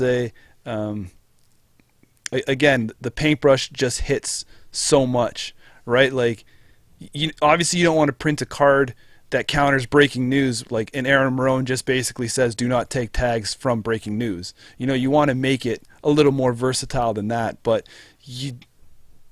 what they did is just, a little overcompensation to the extreme. Right. Yeah, I was really surprised seeing that card. Oh, there's an interaction also that I honestly dislike because it's about another card that we've already talked about. It is amazing with Account Siphon. Yeah. It is so disgustingly good with Yeah. Account Siphon. It's a problem to me when, like, the fact that Account Siphon made many of our lists, or at least may have been close to many of our lists. It bothers me that Account Siphon's a problem card, and now a card like Aaron Moran exists where you can, if agendas have been scored, you can almost recklessly do the siphon, even if it's turn 4, like click 4, recklessly do the siphon and just go, you know what, we're gonna draw and just get rid of these tags right now, or any number of things. You can do siphon into same old thing siphon, and as long you'll float. You can remove the tags with Aaron Marone if you have the available counters, or you'll simply float only one tag by removing the remaining tag and then using the two. I think it gives a lot of really good plays for an already incredibly powerfully abusive card on the criminal side. Yeah. I mean, pretty gross. It's ridiculous when you think about it like that. There's nothing worse than reckless siphons. Right. Yeah. Just reckless siphons. Yeah, that's why Siphon almost made my list. Like, I felt like the power of it had just waned enough, but now you're right, this card has facilitated it again to the point, like, out of a Geist where you don't want to float tags. I'll Siphon turn click 2 or 3, and then I'll, like, medium dig or run the remote hoping to steal that agenda to clear the tags. Like, it's so dumb. Yeah, or just wait for the corp to score. Now you, like, oh, cool, you got a 3-2. You got one past me. Now I have my 2 counters, so I can siphon whatever. And this, I like... just don't want to score. Yeah. Why did it have to be both, too? Like, when you add the scored or stolen, you've really upped the power level of the card. Yeah. Like Sure. Leela. Yeah. I'm a big Soul Glacier fan, like NBN Glacier, but it's relying a lot of, like, tags, like Data Raven, like getting a tag on the run, and Aaron gets around all that shit too, which sucks. I found one escape plan. Navi, Mumbai, Grid. Forsaker. I had him come in, like, I'll take the Data Raven tag. No, I'm going to res that now. You can't get rid of it. and now I'm in a Keegan Lane your ass. Oh my god! Wow. Nice. Oh damn. A lot of work for nothing. Yeah, but I was in the same boat, Scott. Like Siphon almost made Siphon was another one that's like honorable mention, but I feel that right now it kind of like I don't know if it's been in the game for so long that people know how to play it around it, but still, if you're getting Siphon recursioned over and over again, there's nothing worse. Like maybe, you know, you don't want to play against somebody with 3 Siphons in their deck. And recursion, and if you don't have the Caprice or the Chrysium or something to help mitigate it, yeah, you're in trouble. You still are. Sorry, you kind of cut out there. Did you mean Seal Vault? Wow. Or that. Yeah. I meant etc. Oh. Why isn't Siphon should be MWL? I feel like minimum, but Yeah. Oh yeah. pull the Desperado off, put the Siphon on there. Oh yeah. Hollis. It's. Yes. Oh, you still going on? So I hate to harp on this, but let's also consider the fact that like the way like a lot of the tag me decks had gone for a while was that when you are constantly siphoning like that, the idea was that you were leaving tags on because you were doing 500 siphons, and it feels like Air Moran now extends it out so that you don't even have to worry about that gameplay. Yep. It's just like that. Also, to me, is worse. There's a level of siphon spam you can do before going full tag me has increased. Yeah. I just like. Oh, Sorry. dirty. And I don't know if it was mentioned, there's not even a cost. Like, if it was like you had to remove the tag to draw the card, but Yes. the fact you can just get free, clickless card draw is just like, what the hell? Yeah. Gosh. Yeah, I don't. I didn't understand that part where even if you didn't have a tag, you can just trigger it. Like, what is going on here? Like you He's just a giant realize douche. Look at him. you realize you're not playing a tag deck, and then you're just like, well, now I've got draw tokens, so oh well. He was sexified because the art was so sexy. They had to sexify the card to match it. Because you see those arms on him and the fist bump he's doing, man. Yeah. He's doing the. He's He's gangster. grown it up. He's grown it up pretty hard. The only thing that would have made that better if it was like one of those handshake fist bumps where the one guy didn't know if he was gonna bump or shake, and they were just like, That dude, he wouldn't have made it that close in the Los Pistoleros. He wouldn't have made it that high up. On that. it's all good in the BDPs though, right? Yeah. So, cool. Okay, So now we're at the Unos. well, Hollis already spoiled his number one. Yeah, I that's, was so excited. I couldn't do it. yeah, you Couldn't couldn't do it. hide Talk it about either. Yeah. Jeez. What was your one? Breaking news? Paris. Yeah. Paris. I lost track with all these audibles you're pulling and shit, you know? I'm sorry, man. Sorry. Parasite. What about you, Parasite? What do you have to say about it? It was my real talk of the night. It's that good. I think it's that good. It's been the problem card of. I think it's been the worst problem card of the game since the game has been created. Probably. Andy Sucker. Yep. Too easy. Yeah. What would you say to the argument that the game needs Parasite? That has been floated. Yes. There are hard lines here. There are people who are like, we need that card. So we have Data Sucker to reduce ice strength, right? So Seaford. yeah, and Seaford to reduce ice strength, and then we have tools that kill ice. Yeah. So we have both of the things that Parasite does. So why do we need Parasite specifically? Like, why do we need it? We already have the tools that will kill ice and will lower ice strength. Why does Parasite need to be a card to further invalidate ice? Because with the other methods, if I'm playing noise, I can't mill a card. That's noise. And I can't recur it with Clone Chip. Yeah. Noise should be banned. Yeah. He's my number one. Is he really? No. Oh. All right. So my number one, it is Parasite. Hey, hey. Wait, you're defending it over here. Yeah, I know. What a ruse! Just- What a ruse, just, man! not a fan of the old Parasite. Wow. I'm going on also to say that I just believe that card now causes a lot of problems. I think with the so much ice destruction has come out, and Parasite is kind of like one of the big enablers. And there's so many cards now that you have to think about like Parasite impacting. And then there's so many cards out right now too that just destroys Glacier. It makes ice not be a thing in a lot of decks. I mean, ice destruction is getting or got so out of hand that that's how prison decks evolve, right? Yep. Because players come up with ways to play decks. It's like, well, if you're just going to kill all my ice doesn't matter. Why am I going to invest in it? I'm going to come up with other ways. You know, if you're going to make my game miserable, I'm going to make your game miserable. and that became like the answer, was just like, let's just have no one have fun in this game. And Parasite was like a big reason to that. Did you know that Parasite has an ability on its card that at the beginning of a turn, it puts a virus token on it, and over time, it'll kill the ice that it's on? Did you know it used to do that?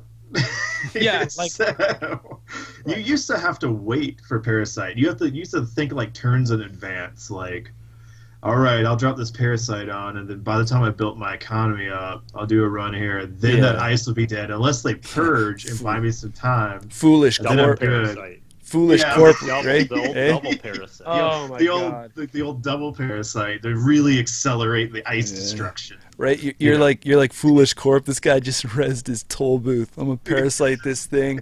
Like, 6 turns later, goodbye. Yeah, I'm in there. I don't need a code game breaker. I just need patience. Yeah. So, and it's just, I don't know. I'm on the camp that if that card was out of the game, there would be other directions you could explore, or maybe some of these cards like Cypher wouldn't sound so insane and hella busted. Because then, as Spags mentioned, now that's a card that allows you to deal with some of the crazy strength ice that's coming out. Because, hey, guess what? You'll have to actually like break and deal with ice because you don't have Parasite. So your breakers will matter, and you have to play with breakers. And You know what? I think anybody that's probably watching or tracking these lists, I want to think about it. It's like the Kaiser Soze effect. It was like the greatest trick Fantasy Flight ever pulled was making you believe you needed to buy data packs when you could have just stopped at the core set, right? so funny, but it's so true. Wow. It makes sense though, right, to make your core really good, right? For a new player, like it's always available, it's always in print, and you can just buy 1, 2, or 3 of these, and you're actually, and maybe a data pack or 2, and you're good to go. Yeah. That Yeah. and Destiny and Quorum. That's all you need right now. Yeah. You're in there. But yeah, so I'm in the nay on Parasite camp. Wow, 3 of us in the top 2. Oh man, Yeah. Scott, you want to? We'll let you end it, right? You can. No, what's your one? So Did you do it? you didn't do yours yet, did you? No, I didn't think so. It's not special. No, but still, you can end it. You're the guest. You get ending. My number one is, again, this is heavily leaning on because of where the design space goes, and well, it's Valencia. Oh boy. Wow, what a build up. Bam! Yeah. I started to my mind was moving too quick for my mouth to catch up. I couldn't say it all quick enough, so It's confirmed. I just spoiled it. Jameson hates women. Whoa! Whoa. Misogyny confirmed. No, man, I'm just. It's not all women. Just one that start with bad pubs. I'm surprised this is the first ID we've gotten to. I was really shocked to hear that as well. That's why when you were hinting at Noise there, I was like, oh my god, it's going to be Noise and Val at the top of these lists. So Are we going to do some honorable mentions? Because I have an idea. oh yeah, we will.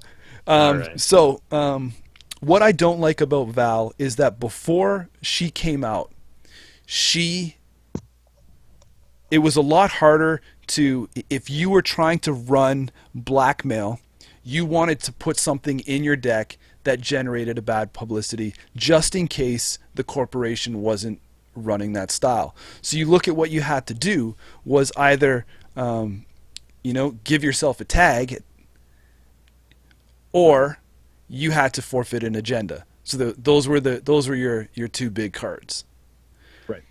Now, with those two cards as your options, printing blackmail out, not a problem.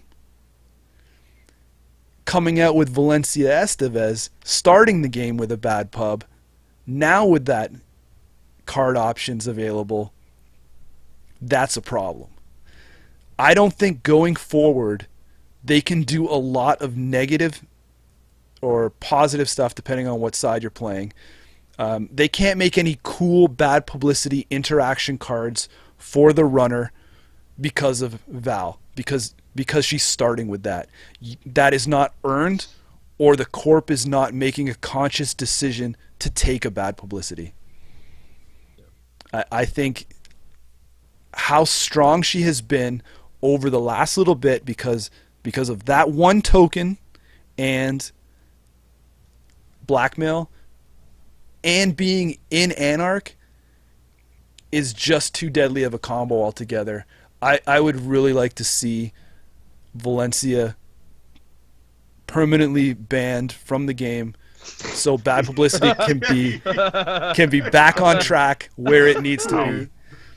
I mean, if you also think about too, I mean, the bad pub, not just like enabling, but I mean, bad pub's really powerful. That's also a credit she gets to spend every run. And what if you play against like Dave, your one Wayland player, who then plays like Hostile Takeover, and then it's like, oh, now you have another bad pub. So now you've got two bad pub every run, and that stuff starts ramping up really quick with her, and just the value you start getting out of that gets pretty crazy. Yeah. And that's not even factoring in all the other abilities and benefits you can get by the corp having a bad publicity. The only time I love to see Val across the table for me is when I'm playing my Jinteki deck with Clone Retirement and I get it in my opening hand. Then it's fun. I thought you were going to say Grendel. No. Because you're like, you can't make this ID any worse. So. No, and then Clone Retirement Val is good times. I like your thinking on this one, Jameson, because it's like what we've talked about earlier, right? Like there's certain cards that, you look at like how they contribute for an overall problem, and you're trying to determine, all right, what's the actual root of this issue? Is it just the fact that cards do X, Y, Z, or is it that all the cards in combination do X, Y, Z too well? And so Blackmail, which is, of course, was on SPAGS list earlier, and your list, maybe, I can't remember if it was on your list. Not mine. But Blackmail, which is on SPAGS list, is very powerful. Like, it invalidates ICE, which is an issue we're seeing with a lot of the problem cards in Netrunner. FMG, hi, how are you? It's basically invalidating ICE is installed. Now, yeah, if you had to run a card like Corporate Scandal or Frame Job or Activist Support to generate a bad pub, there's work involved, so Blackmail seems more of like a justified card inclusion or a justified card to exist because you're putting a lot of effort. But Val just getting it makes Blackmail too good. So, yeah, I feel you. I'll give you a virtual high five up here. Nice, man. Thanks. I think it's fair. I prefer the Blackmail because I think there are some other cool cards they came up with and itinerant protesters and things where, like, if you had the bad pub to start, I mean, she has the downside of the 50 cards. Yeah. But, there are That's some true. cool things to do with bad pub, and if you started with it, it'd make it easier. And, like, to me, like, on my list, accelerated diagnostics, like, Blackmail is the runner side of that, just, like, to me, non-fun, not interactive card. And I went with the surgical strike of the Blackmail. Like, we have a sniper in that tower over there in that building. I'm going to take that sniper out. Jameson's going to drop the building. He's just going to level the whole thing. I'm sending a drone in to kill the Blackmail. Yeah, Jameson went hard in the paint. Rampage, We just take it right out. Jesus. Little King Kong it. You were the rampage player that took the base of the building out. I got on top and jumped on it. Yeah. Love that analogy. Yeah. As a side, I love it even more right now because I started reading Ready Player One with all the '80s and throwback video game nostalgia. So it came at the right time. Is that movie this year? I think it's next year. If it is, I think it would be late this year, but I do think it's a year or so out. Sweet. All right. Are we ready for the final? Yeah, that's number all I one? have to say about Val, the only Or ID that Valencia. made the list. Wow, somewhere Dean Tran is crying. Well, why can't they have? Probably softly to himself, but I mean, how They do you do a fellow Canadian like that, man? Well, it's because they put it in a big box too, right? So Yeah, that's Yeah. true. never rotated. Safe. Wow. That's so somebody had to stand up and say that this card will not pass. Those pictures they show of the old crowds in Nazi Germany, you were the one guy not saluting, right? You know, I'm gonna stand up here. Well done, James. Thanks, man. What do you got topping the tops? It was on everyone's list, I think. It's nothing magical, but I noted that it was a problem. Like, it is probably, to me, one of the biggest problems. It's obviously on the top of my list, although these lists can vary. Like, you guys were the guys who early on in Trump's candidacy laughed him off as a joke. I'm the guy who had like a hot and Wow. I knew that, yeah, so it's rumor mill. It's actually the Yeah. background on my computer, you know. Really? Actually, you can see. Wow. Yeah. It's there, always staring and always reminding you. I like the art. I like the art a lot. That's about it on that card. So the art is super cool. You know, It's on I'm more you, of a birds and stuff. pawn Business guy. If we're showing backgrounds, I'll show you this. Got the pawn. there you I got the go. pawn art. Yeah. Like Wow, that's two like very different cards. Like Yeah. one that's like all over the place, and one that some people probably forgot existed in the game. yeah, one that's been around a lot, though. And Yeah. yeah, I don't know what else to say to it that hasn't already been said. I noted my thoughts that I thought, you know, like a lot of these cards, it could have been tweaked a little bit. Like it could have been a targeted card. It could have been, like I said, the precision strike, and it went the Jameson route. And Rumor Mill's just like, we're going to drop the atomic bomb here. And Yeah. All or nothing, man. Yeah. Right? And if you think about it too, right? Like, so just on top of your head, like what were the main targets for Rumor Mill? Caprice, say, Correct. Glacier cards. Jackson. Yeah. And so then like Interdiction comes out, and so it's like, well, Rumor Mill seems like a much better version of that. And then they even tried like with the Caprice target, I can't remember the name of it, but the card that like halved Psy games, to where you can Yes. only bid like 0 or 1. It was a Yeah. Yeah, but now you made these other currents, and you made this current it's like, well, I can just go ahead and nuke Caprice off the table with this and not have to worry about it whatsoever. And it's just like such a better option that those other cards don't even stand a chance, really. I will note the one cool thing I like about it is you have a ton of preemptive Jackson Howard fires now, which is really Yeah. funny to see, like, Yeah. just in case. Yeah. It's true. The way So it that has changed the game up in that regard, whether it's in play or not. yeah, just because you have to respect it. Yeah, and I like that, like, because Howard is pretty powerful, and to just be able to sit all game with half your agendas in the bin, you know, safely. Yeah. I'm glad that's kind of gone. Yeah. Jeez. Is it Yeah. what cycle did we get like the mostly Psy ice or something like that from Jinteki? Like Oh yes, when the Nisei division came out. yeah, so maybe they thought Nisei was going to be more of a thing with that zero only bid 0 or 1. Nisei was in the big box, wasn't it? Yeah. Yeah, it was. Yeah. But they still keep getting Psy cards. So maybe the idea was that corp is like a failsafe if they overdid it. If Psy gets out of control. Yeah, if they're just like, okay, this is their safety valve, but There was a lot of Psy Ice and Moonbod, wasn't there? Yeah, Like I think that's better what Psy I'm Ice. trying to think of. I couldn't remember if it well, was I mean, Moonbot or the one recently you had Aki, and then Mind- now like just Mind came out. Games just came out, which is really good. So I mean, they're always getting like a good card or two, and it's I feel like that they're one of those like under the radar. Like there's people out there they're like dedicated to Nisei Division decks, and you know, There's at least one person. right? Yeah, and it's cool. You know, like it's a neat ID, and if you love the Psy game, then that is the ID for you. Yeah, so I'm like, I think Jinteki got 2 ice in Moonbat, and they were both Psy. Yeah. There you go. Dude, Yeah. ride or die. Ride or die with the Okay, Psy. so Ride or die. Ride or Psy. honorable honorable mentions that didn't make the list. I'd like to say that I'm surprised that pleasantly surprised that nobody included DLR. It's close. Yeah, it was really close. But I feel like DLR, it became out of control or really nasty due to a lot of other releases that you had to combo and stack on it. Like when you got like the Fall Guys and the Net Pavilions and stuff that could.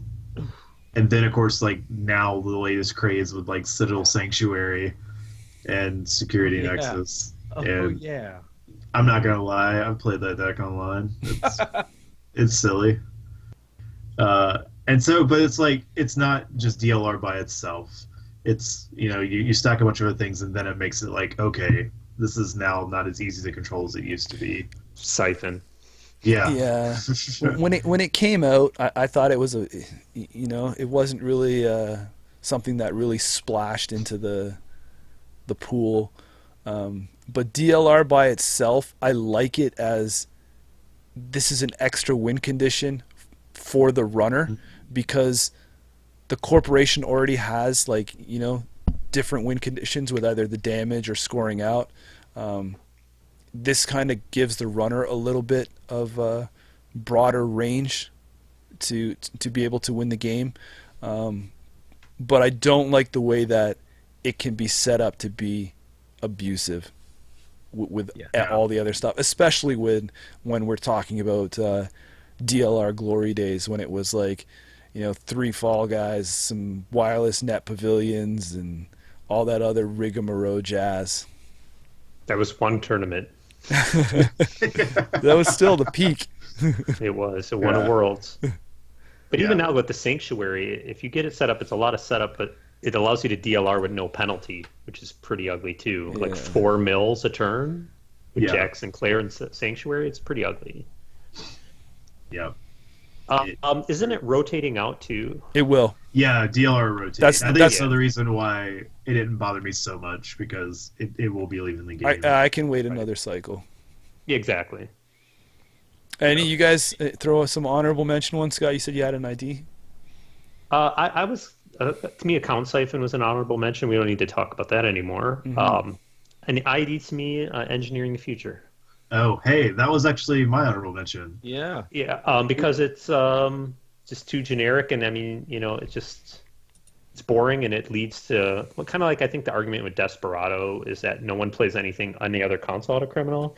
No one plays any other HB well except for CI now, but that doesn't count because to me that's a generic ID. That's not an HB ID. It just doesn't play real Netrunner. My ETF argument is always HB players would show up to tournaments and they'd be like, "What ID are you playing?" And they would just say HB, and it would be like, "Okay, gotcha. You're right. It's my fault. I don't know why I asked you." It's like Kleenex, There's a name, that's the name brand, HB. Yeah. So, and that's just like, it's the game, the ID that rewards you for playing Netrunner. Just doing what you're already gonna do anyway, and you get cards. Yeah. This is like, no, it's a bit crazy. Exacerbated by advanced assembly lines and things, where you can do it on both turns easily. It's like, oh, for God's sake. Yeah. Yeah. Yeah, I think So- I think that's a great honorable mention. Yeah, they really need to do something there. I don't know if we'll ever see a most wanted list for a ID. IDs, I'd love it, like a wizard on it. Yeah. No. Do you Yeah. think, well, isn't ETF rotating out? Isn't that core set? Wasn't it a that data pack? evergreen? Or, Yeah. that was stronger together. I'm sorry. Whoops. Yeah. Yeah. They can't do anything with Stronger Uh, Together because I have a special alt art, so they're going to keep that one around. Good on you, Jameson. Hey, I do what I can for the game that I love. There. Oh, Hollis, honorable mentions over to you. Ones that you thought maybe even other people would mention, or yeah. Well, just there's some that I definitely skimmed over, and I was 100% sure they wouldn't make the list, but they were still worth mentioning. I kind of feel like clone chip. Anytime you do anything instant in this game, it happens to be pretty powerful. Air Marine is an example. Parasite and Cipher/Cypher is an example. Any actions that are instant happen to be very powerful. And clone chip, while I like the recursion option, I don't like the instant speed like way that it works. I would have much rather preferred like clone chip actually maybe like as far as balance goes. I would have preferred clone chip not allowing for the abuse of parasite, but still allow for a very efficient way to make your graveyard, your heap, an extension of your hand. Other cards on that list, and this is because again I thought I was in the process of considering decks that have maybe become less playable. Levy. I like Levy very much, but Levy existing means decks like PE as well as other cards make it really hard to win with that strategy, because if you're running a Levy, just playing it well, using either with same old thing or just even if you just draw it last, it's super useful in those kinds of decks. And the last spicy one was my friend Jean brought this one up only because it is silly that this card is potentially broken, and it was IT department. Like, it's not played anymore, but that card actually is designed in a way that can result in a very negative play experience. oh, I remember the threads when that came out about Yeah. just arguments on how it can be used, Right. how overpowered it was, what it was doing to the game. The shitty wording on it. Yeah. Yeah, the wording is pretty bad. Yeah. And, I was that's another thinking one of about. those. But Sorry, that was just another one of those sky is falling cards, right? It was Right. just like, oh my god, this card's crazy. It's gonna break Netrunner because Right. no one knows how it works.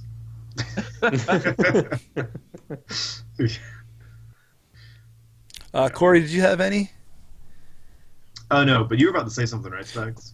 What were you gonna say? oh no, I was just gonna say like I was just thinking earlier about like why haven't we seen talking about Parasite? Why haven't we seen like a current or like a sub boost like card that says ice cannot be destroyed? Wouldn't that be cool? Like to prevent, Wow. Yeah. save you from Parasite, save you from Cutlery. But I think maybe they're worried about the runner can't getting locked out. Like imagine if you had like a current with IT department, like they can never get through your Yeah. ice. And maybe so that's why like IT department is probably a worrisome card at some point. Like it could become broken, perhaps. But You just inside job it, man. Uh, So that's still a card. great Still a answer. card. The- What data pack Yeah. was that in?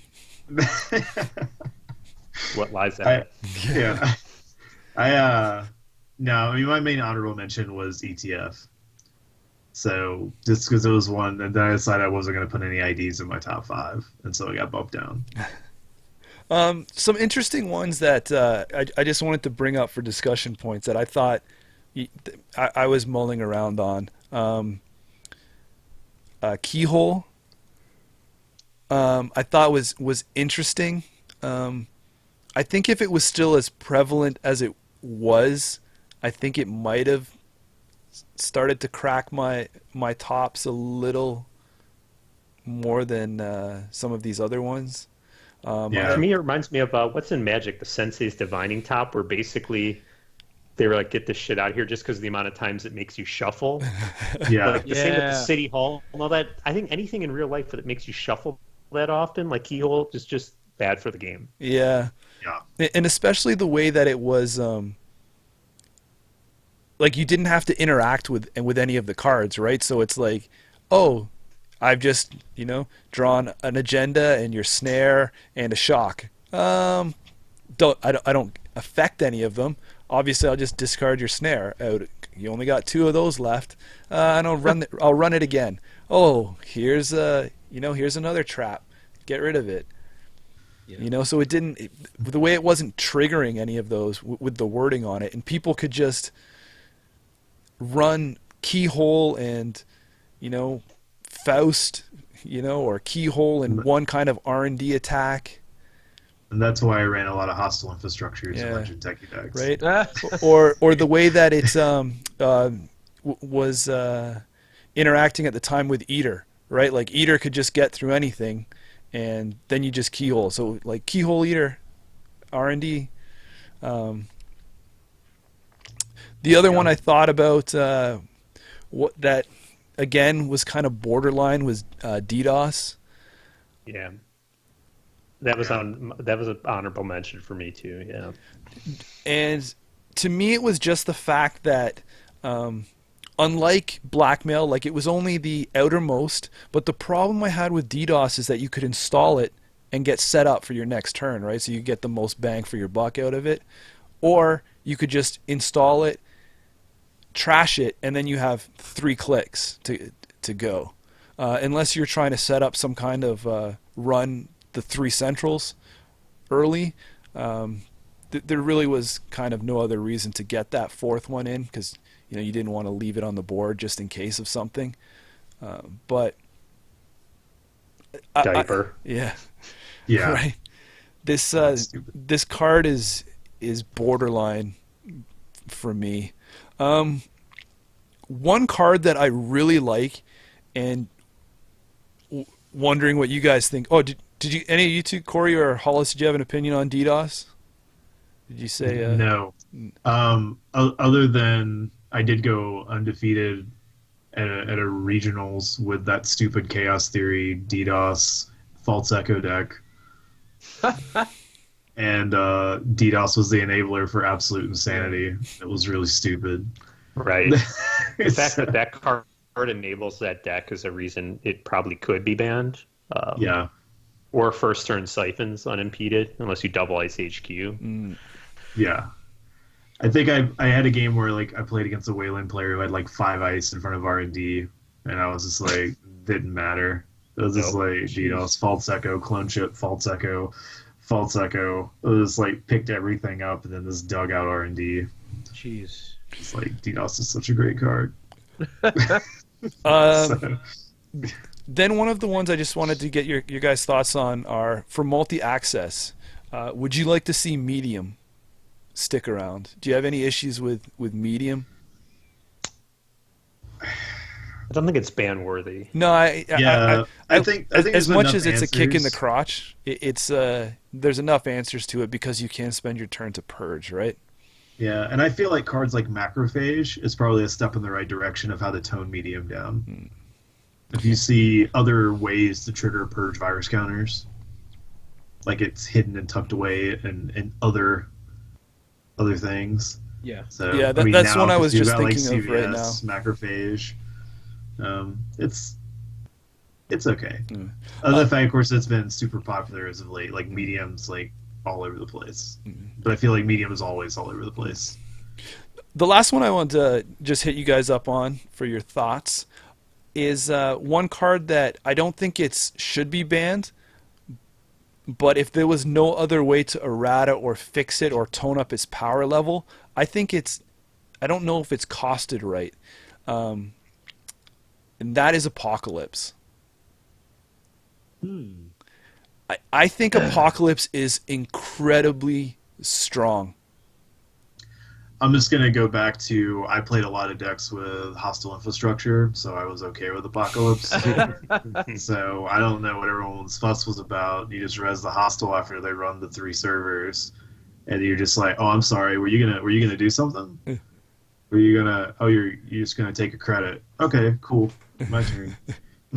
So, The reason why I was actually more fine with Apocalypse, as a card, as in comparison to other cards that we've chosen that basically kill ice or invalidate corp strategies, it's because Apocalypse has what I think is a very appropriate downside. What makes it bad, or what makes it worse, or I guess maybe even tilting to too good, excuse me, is when it's paired with all of the other problem cards that we discussed. So when it's added or complemented with a card like DDoS, where you basically say, you can't res, I'm going to get in, and blackmail, you can't res, I'm going to get in. When it's compared with all those things, all of a sudden what you have is that scenario where the runner has designed their board state to minimize the negative drawback of Apocalypse, and the corp, who may not know you're running Apocalypse, hasn't changed the way they're playing at all. And so now you're getting the true min-max effect of this card, whereas cards like Parasite and Spoon, Knife, and Fork, it's like I don't care what my or your plan was. I can kill this no matter what. If I break this, I kill it. I just get rid of this. That's the only reason why to me Apocalypse is all right, is because it needs to be built around. You can't just use X amount of influence and slot it in somewhere. Normally, Apocalypse is included with all the problem cards like the DDoS and the account siphon and the blackmail and it has all those things in combination, and that's how it goes after you. I agree. I agree with all that. I just think that it was. I think it's so powerful. At 3 influence, it's just. I think I would have liked to see it moved up. Like I know they won't. And I know they won't do anything with it because it's not that abundant of an issue. Yeah. That we're seeing all over. But if enough people really look at what Apocalypse can do and what a lot of these factions these days, you don't really need to splash a lot. A lot of factions can pretty much stand on their own if you embrace what they offer. Yeah. It's very easy to take a card like Apocalypse that I feel should have just been a niche, awesome, overpowered card in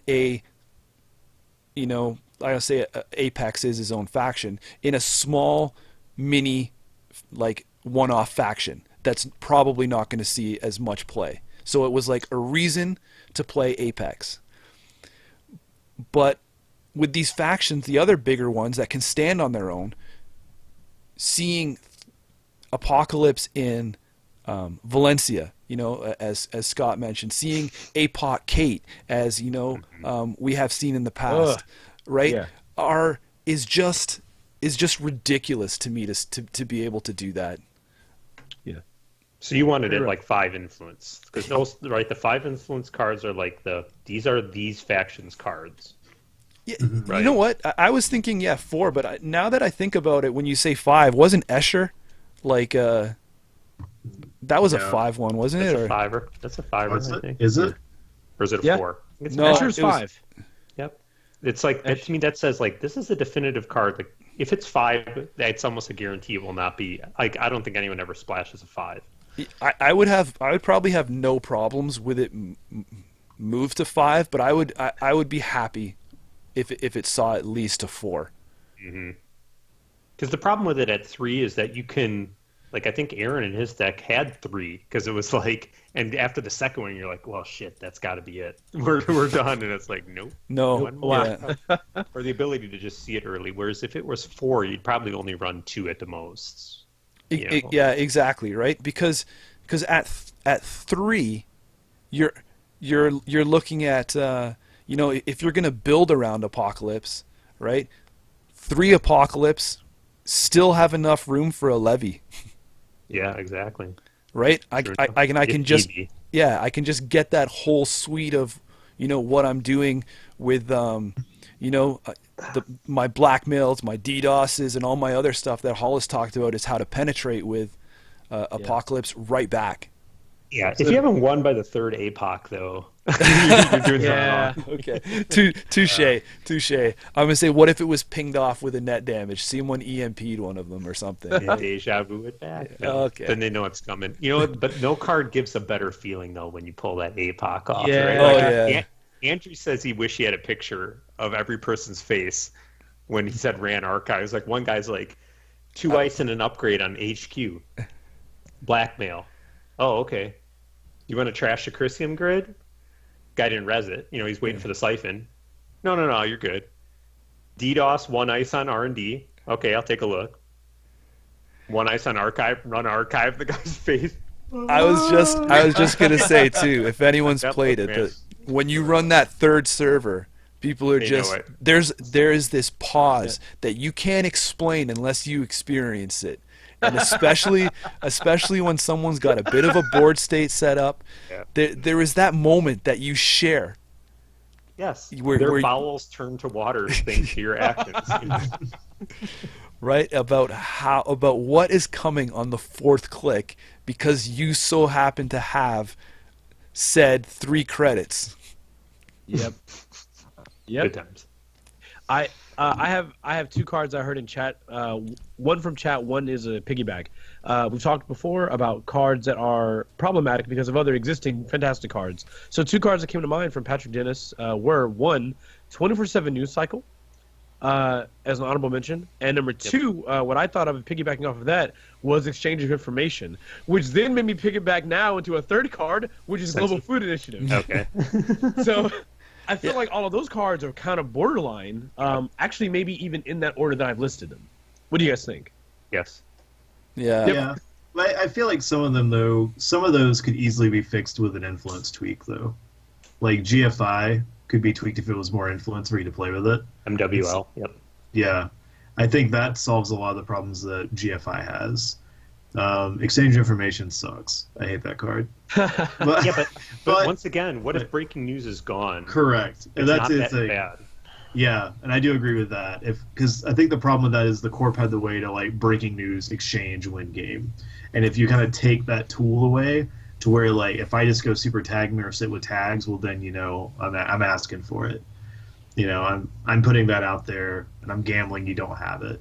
So it's like the old days when you used to float a tag against Wayland. Where you'd be like, does he have the scorches in his hand? He's taking his first click and he's not reaching for his hand. All right, I'm in there. Something like that. I don't know what to say about the 24/7. I mean, I'm guilty. I'm guilty know. of moving it out of faction with my 24/7 Philotic. Yeah. Yeah. It's not interactive. And once again, it's mainly because of breaking news. Like, if it's like you're hitting with Philotic or Show of Force, that's cool. But the breaking news is the problem again. That's why I had it on the ban list. And Yeah. And it's true. I think a lot of it is solved by just taking breaking news out of the game. Because 24/7 doesn't make some neat, like, combo-y decks. Mhm. But some of those are shut down. Like, the Philotic deck is if you lose Philotic. Okay, well, then that trick's gone. Mm. You have another fallback or something else to do. It has to buddy off something that's a little bit more fragile than the 24/7 breaking news boom or whatever silly bullshit they're going to pull out. Yeah, and I think it's going to depend on going forward how careful they are with building agendas. Yeah, I mean, and as we've seen recently, that they are like a steel trap with card design. So who knows what's going to come out?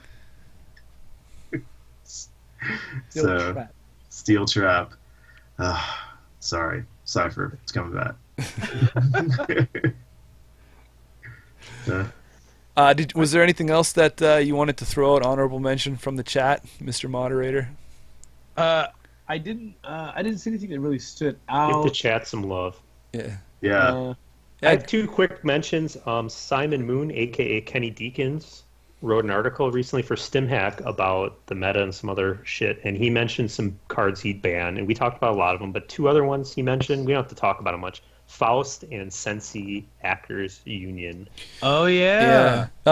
It was strange because they. I was talking to Corey earlier, and I was like, "Do you think Sensei is too powerful?" And he kind of talked me a little out of it. He talked me off the ledge. I think just because it's in CTM, it's just, especially there, it's really brutal, 0 to res. It's really good in IG too. I don't know. It's a tough card. Yeah, because I was had it borderline for mine. It was either City Hall or Sensei for my 5th spot. You just run it, man. Yeah. Yeah, but it's one of those cards, like, right? It's like if it fires once, it's bad. If it fires more than once in a game consecutively, you're in deep shit. And those kind of cards are, to me, always should be looked at hard. Yeah. Yeah. Especially when it's hard to kill, like in CTM, where it's just gonna. If you do trash it, like I said, just run it. Well, that could set up the end of the game for you already on turn 2. In that argument, in that argument, were you borderlining Sansan? Don't touch my Sansa. I know it's near and dear. But I mean, now, right? I mean, you just run, trash it, let them tag you, use the Aaron token. So there has to have been an agenda. Yeah. Yeah. So. But to touch the other one though, Spags, I did give Faust a good thought. Yeah, he brought that up earlier too, before the record button was set. But I couldn't. I think they're doing things now with some of the kill that getting rid of your cards is a little more detrimental. Like maybe if Faust had to come out one cycle later, it would have been a better timing to balance it out. Yeah, and I think some of the interaction too with like removing cards from the game, that's pretty interesting. So it makes like your throwaway and your toss. You have to actually think about some of the stuff. True, but the problem is a certain console just came out which made it easier. Like they don't have to toss as many cards even just to break something. So that once again, when you have these power cards come out, they make the old cards that were reduced in power strong again. Up again. Yeah. It's funny. So just asking, what does Faust do now? Doesn't it break using not money and like superficially? Is that what it does? Like your Yogg complaint, yeah, exactly. Yeah, or like parasites or yeah. Or David's or yeah. Hold on, let me get a notebook. Orange? Why do you hate orange people that are running the country? If they would stop giving, I want to build a wall around all NARC cards. No more good NARC cards get made for the next cycle. Can we just turn that valve off? Shut it off. What about Hollis Motions? wants an anarch ban. Shut it off. Just turn it off. Just for a little while. Yeah. Hollis, how do you feel about Motions? But he just wants to ban Anarch cards from selected packs and sets, and just take them out. Not all of them are bad. There's a box coming with no Anarch cards in it. Isn't that going to be cool and fun? Yeah. Can't wait. And there's a card called Steve in it. Steve tell you that? Honor and profit. Steve. Thank goodness Mushin was in a big box. I don't want that card to rotate out. Might just get banned at some point. Should meta. Oh, I love it. Scott, thanks a bunch for taking the time, man. Really appreciate it. We all know that it's moments like this where we draw the biggest numbers. Hey, you're the real MVP, Scott. You're the real MVP. Yeah, big draw. I do have a lot of Jinteki spectators in my games, so I guess I do have a posse. You got a following, man. Don't be so modest. Well, pleasure to be here. Thanks for inviting me on. No problems. Yeah. Always fun times with the discussion that gets sparked. Indeed. You get to, and I was just kidding earlier. I know you like women. See, I just want that on the record. It's funny that you say it now because most people probably stop. They're like, "Oh, they're winding down." They hung up right when they heard that. Yeah, that's even the same thing. I've said some things in the past. No way, man. I've been a chaos and kit lover. Grab him by the parasite. I heard you say it. Did you grab him by the parasite? I heard you say it. Nice. Kidding. So, I only said guys. I only said it to Billy one time. I thought it was fun, and I don't know, why is FFG so reluctant to ban cards? Can we end on that? Maybe it seems weird, right? So- Like, I mean, Well, how did Magic they, just banned cards. I don't did think they they've been in do a that in position Thrones? with a game like this before. Yeah, but did they do that in Thrones? Like, didn't first edition Thrones they ban stuff? Yeah, after Damon started designing cards, they were overpowered and they had to ban them. Right. Yeah, it's sad. Serious. Dead serious. Yeah, so it's just like, you know, it's not necessarily bad, right? People make mistakes. Like, no one creates a perfect game. Right. So if you realize that something having a negative impact to the meta, or the game's tilting in the direction or a way that's not how you intended the game to be played, Yeah. I mean, you can always take stuff off the list. It's not like you're permanently deleting every copy of that card from everyone's collection. You're just removing it, let it see what it happens. You know, it's like the same philosophy they're trying to use for the watch list. Test it, see how it goes, what changes. Was that really the source of the problem? And they can always move it and shift. Yep. And so just do it. See, Right. but my argument is you say that, but does it happen? What do you mean, stuff going off the list? No, right? Like, you're like, oh, let's put this on the watch list and just see how things go. But like, I want something to be like being hampered out like before every major tournament. Like, okay, here's the most wanted Weekly. list that yeah. Yeah. But Here's what we've restructured for store champs. Here's I the feel restructure for regionals. I feel like if they got a better dedicated team to do stuff like that, sure. But I think the problem is the team that they have is stretched across like 8 or 9 games, Right. and it's the same like handful of people trying to do all of them instead of there being like dedicated for certain games to do it that way. This is an FFG problem. And like, Yeah. I have every Netrunner card that they've printed that is available to get. I have enough cards that I've probably not played with that I don't care if you go and ban another card, right? If they could come up with something that is a little more fluid and regular, yeah, ban a card, take it off, put something else back on, right? Like, enough. We've talked about enough of these problem cards that chain together, and if you were to remove one of them, it's going to have people thinking if it's worthy to run the other ones.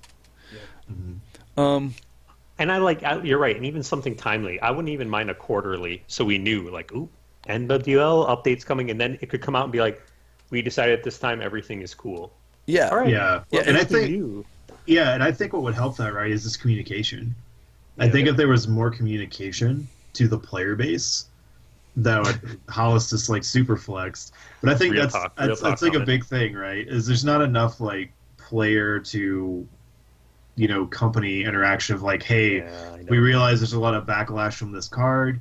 Heard a lot of you guys say, we're analyzing, we're looking at the data, see what we're gonna do. We'll plan accordingly, and that at least lets people know. Instead, you get a lot of silence, or FFG doesn't care, or Which leads to speculation and rumors. Yeah. But Correct. you know what else I like the best part about doing something that's a little regular like that is that, again, it opens up design space and lets people take chances. So that if I designed a card and all of a sudden, holy crap, this thing is so overly powerfully broken, I'm able to just say, hey guys, you had fun with this card for a bit. We put it out in the wild. Hey, sorry, we made a mistake. This card is now banned. And I don't have a problem with that.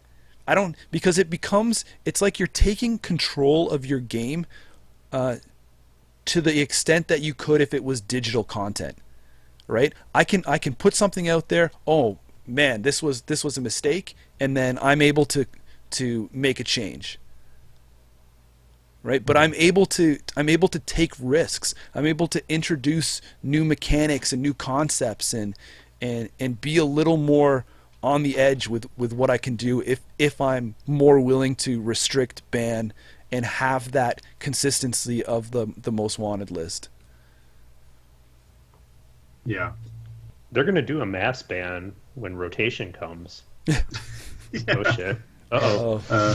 Uh-oh. Step back. I'm muting the mic. Let him step. Oh, hey, Hollis. Seems Hi. you've shown back up, and Hi. you're adjusting your apparel. Is that your Yeah, designer's cap? I have no idea what you're talking about. Yeah. It's my lack of designer's cap. Got him. All right, so here's the deal. No, I very much respect the job and like the job that Damon and Lucas and a whole bunch of other people at FFG have done. The game, in my opinion, is amazing, and I've had so much fun with it, an uncountable amount of hours. From a competitive standpoint, I think that they're catering to a lot of audiences, and I think they already have a set of rules in place that say, hey, for casual games, these tournament rules are relevant. You can play whatever you want. If you want to play 3x Astro, play 3x Astro, but for competitive events, you follow these rules. So we already have a division. I don't really see the need to make additional lines. If you already made a line between playing at your local coffee table with your roommate versus playing at a competitive event, those are in the rules. There's a link for it. People can find the information they need if they really care enough to find it. Now, what this tells me is that, saying all of that, it means that I am very much in the camp of, I would rather them take a card. I'm going to use Cypher as an example. I would rather them take a card. It's out for a little while, and they were like, oh, wow, meta's super heavily impacted. Not because we have 6 months of data or a year of data, but because the players of the game that are playing in the competitive tournaments that we make the rules for are saying we think there's a problem. And then it's real simple. It's an emergency card. You pull it off playable for whatever amount of time is necessary for you to decide what you need to do. You make a plan, play test with that specific problem, and come back in a week or a month or 6 months and say, all right, guys, we think we figured it out. We decided we're going to go ahead and rat it. Actually, no, we decided that we're just going to ban it so you can't use it with X amount of, you can't use it at all. Or we're going to make it so you can't use it in combination with X cards. A million solutions that they have at their fingertips. And I don't think anybody legitimately cares if the game is better for it. You can give me a list of 50 banned cards as long as you tell me you believe, as the designer of the game, it probably makes the game better. I'm already playing in a little box that exists where I'm only going to play competitive cards anyway if I want to win. I'm already playing in a box. So if I'm already playing in the box, just balance the game so that it's fun. And if I still want to play 3x Cypher in every single deck, I can. I'll just play it on my local coffee table or my local league where we don't have an official tournament where those rules are there. And that's my opinion. I'm sorry. Like it just irks the crap out of me that like it feels like this is something so simple. I'm sorry. I'm gonna roll now. If you recall Overwatch, right? And Corey said this, and I've said this now for like the last 2 weeks. Overwatch, before every patch, and we're talking patches that maybe 3 or 4 months down the line, they have a developer video where a developer of the game sits down and says, hey, you guys have acknowledged these issues. We're looking at it. We're coming up with a few things. In fact, while we don't know 100% if this will be the choice, this is what we're thinking of. Maybe you guys can give us feedback on what we're thinking of. And while they may not take every bit of feedback as like what they should be doing, it gives them an idea of what the players kind of sort of are gravitating towards as far as what they prefer. I understand that in a democracy, people are idiots, and so their vote could be really, really bad. I get that, and that there is a risk involved there, but I know for a fact that you have good players that are taking a lot of data, like they have every year in this game, as far as I've been playing, and they're collecting it, and they're trying to make it available in an open form. There is no reason why a player had more data on tournaments ran and the top 8 in tournaments and top 16 in tournaments than FFG had. There's no reason why any player collected that data and FFG did not have that data. And you know what? Let's even excuse that. Even if they didn't have the data, it was presented. There's no surprise anymore. Because now the players have done the work for you, and they're handing it to you on a sheet of paper, and they're saying, these are the things that are played. If you want to address issues, look here. And when we don't see answers to those issues or they take too long, yeah, it does get bothersome. And people do get tired and they leave. Alternative facts. Fake news. There's bad publicity. Sorry. Fake news source. Yeah. Sorry, I apologize. But like, basically, I feel like everybody that's designing the game, I've had a really great opportunity to meet these people, and they're not ridiculous. They're incredibly intelligent, like thought-provoking, like super deep designers. Like they're like I at no point in time did I ever meet Lucas or Damon and got the sense that they did not care about the game. It is very much a passion for them. I think that what people are getting, where the fatigue is coming from, is it's basically they feel like, okay, I'll put the cards on the table. They feel like bans are not happening and like erratas are not happening either due to what we thought at first was ego based on card design and pride. And moving forward, what we think is the scare of making a snap decision. I would rather you make a snap decision on a card that's too powerful, that's messing up the game, and then in literally a week, in a turnaround of a week, come back and say, okay, we looked at it, we are going to make this small edit. Sorry about this. That would never really, I don't think that would ever actually bother me if you just simply acknowledge a card is a boo-boo and we got to fix it. I would rather you just fix it. The reason is irrelevant to me. I would play Netrunner if these cards were basically just white with no art and it was just the mechanics. Like, I don't think people realize there are a lot of players that are like that. They just care about mechanically the game works. And that is important. The art's fantastic. The lore of the game is fantastic. It's a great IP. All of that is entertaining. I would play the game on notebook paper. Like, I would play the game on notebook paper. The mechanics have to also... Yeah, the game is that good. I would play it on notebook paper. The mechanics have to make sense. I understand you have to tie thematics into it, which is also fine. It's a beautiful thing. But, like, if the mechanics are too powerful or too weak, adjust them. That's well within your right. I would never be mad at a company for improving their product, especially if it's helping me, who's deeply invested. We talk about it every week for 2 hours. We're invested. Like...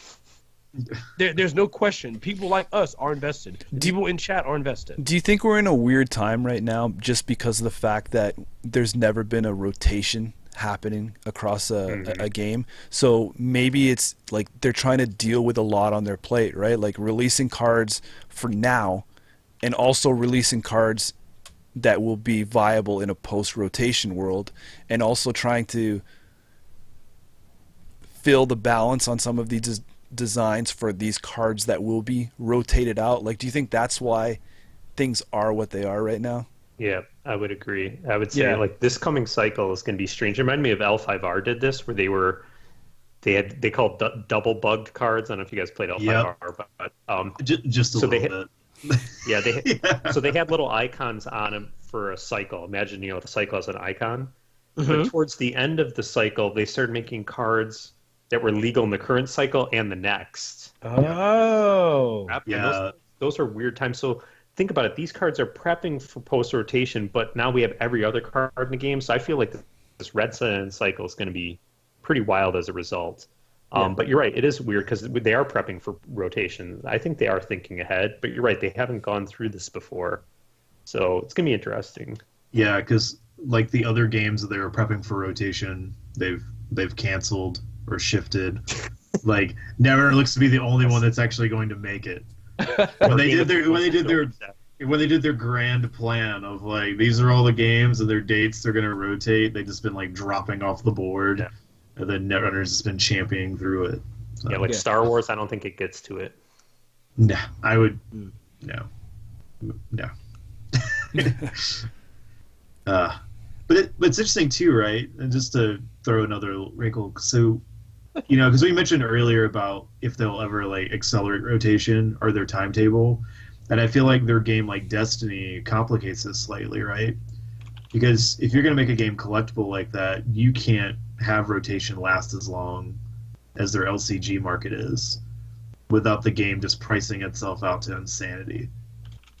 Like, if you think an LCG gets expensive when you have 6 cycles and a bunch of big boxes to buy, imagine a game that's like costing people an average of like $300 to get a complete set and go from there.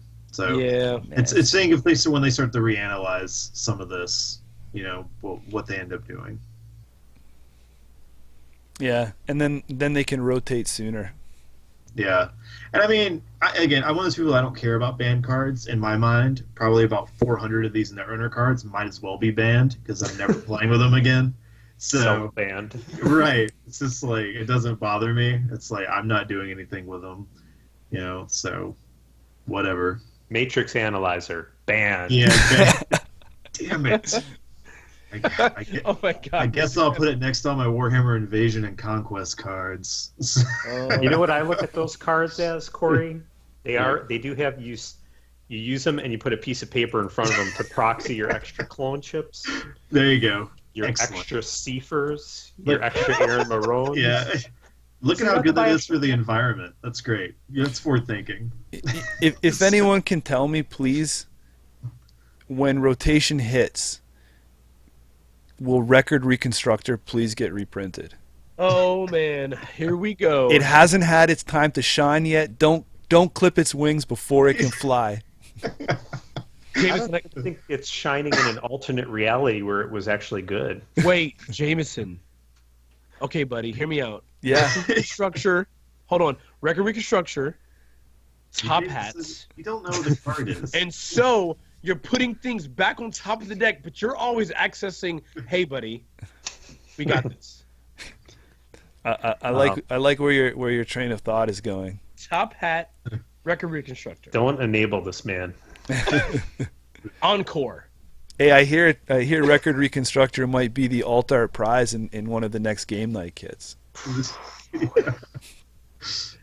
Turnout, double, through the roof. Netrunner is back. 2 to 4. Yeah. Sweet. Cool. So that yeah, being said, and that's her thoughts on the top 5 cards we feel like we should be banned. For a quick look through those, everyone. If Yeah. you're still here. Anyone still alive out there? Yeah. Radioland. yeah, most of them stayed, man. Most of them stayed. That's good. Yeah. Cool. Brave souls. And I do also want to just add a little bit to Hollis. The game's of fun. We're not saying like, oh, this game is garbage. Yeah. It's things like, it's what we would call what is it? Positive feedback or constructive feedback. Right. Intervention. Yeah. Hey, Netrunner is, if it wasn't for Netrunner, I wouldn't be able to put food on the table for my family selling these alt art cards and playmats. Whew. Sure. You're gonna play an LCG. You're gonna play because you like it, because you don't have the secondary market like you do. Like No. if you're still playing Netrunner with no prize support, you do it because you like the game. Which also means the fans of this game want to see the game do as best that it can. I totally get, as a fan, that FFG doesn't have the resources like Wizards does to do all the stuff they do, to have the playtesting groups they do. But I think that there is definitely the availability to do some of what people would like to be done with the game. Yeah, I don't think it's ridiculous that people are asking for, careful card management as cards are released that may be too strong or too weak. I think that is fine. Oh, I'm sure that the 4 of us can meet once a month and bang off a most wanted list or a ban list if you guys really want it, right? But all that being said, again, Scott, thanks for the extended visit here. You're really stirring up the conversational pot. Thanks to everyone who did hang out to the very end of this. If you're listening in your car, or if you've got to work and are still sitting in your car and you're supposed to be going inside because You just can't let go. yeah, you just Gotta know what they're gonna say. Yeah. We appreciate you listening. We appreciate you watching. Thanks a bunch, everyone. We'll catch you next week. Yeah. Have a Take good care, night, everybody. Peace.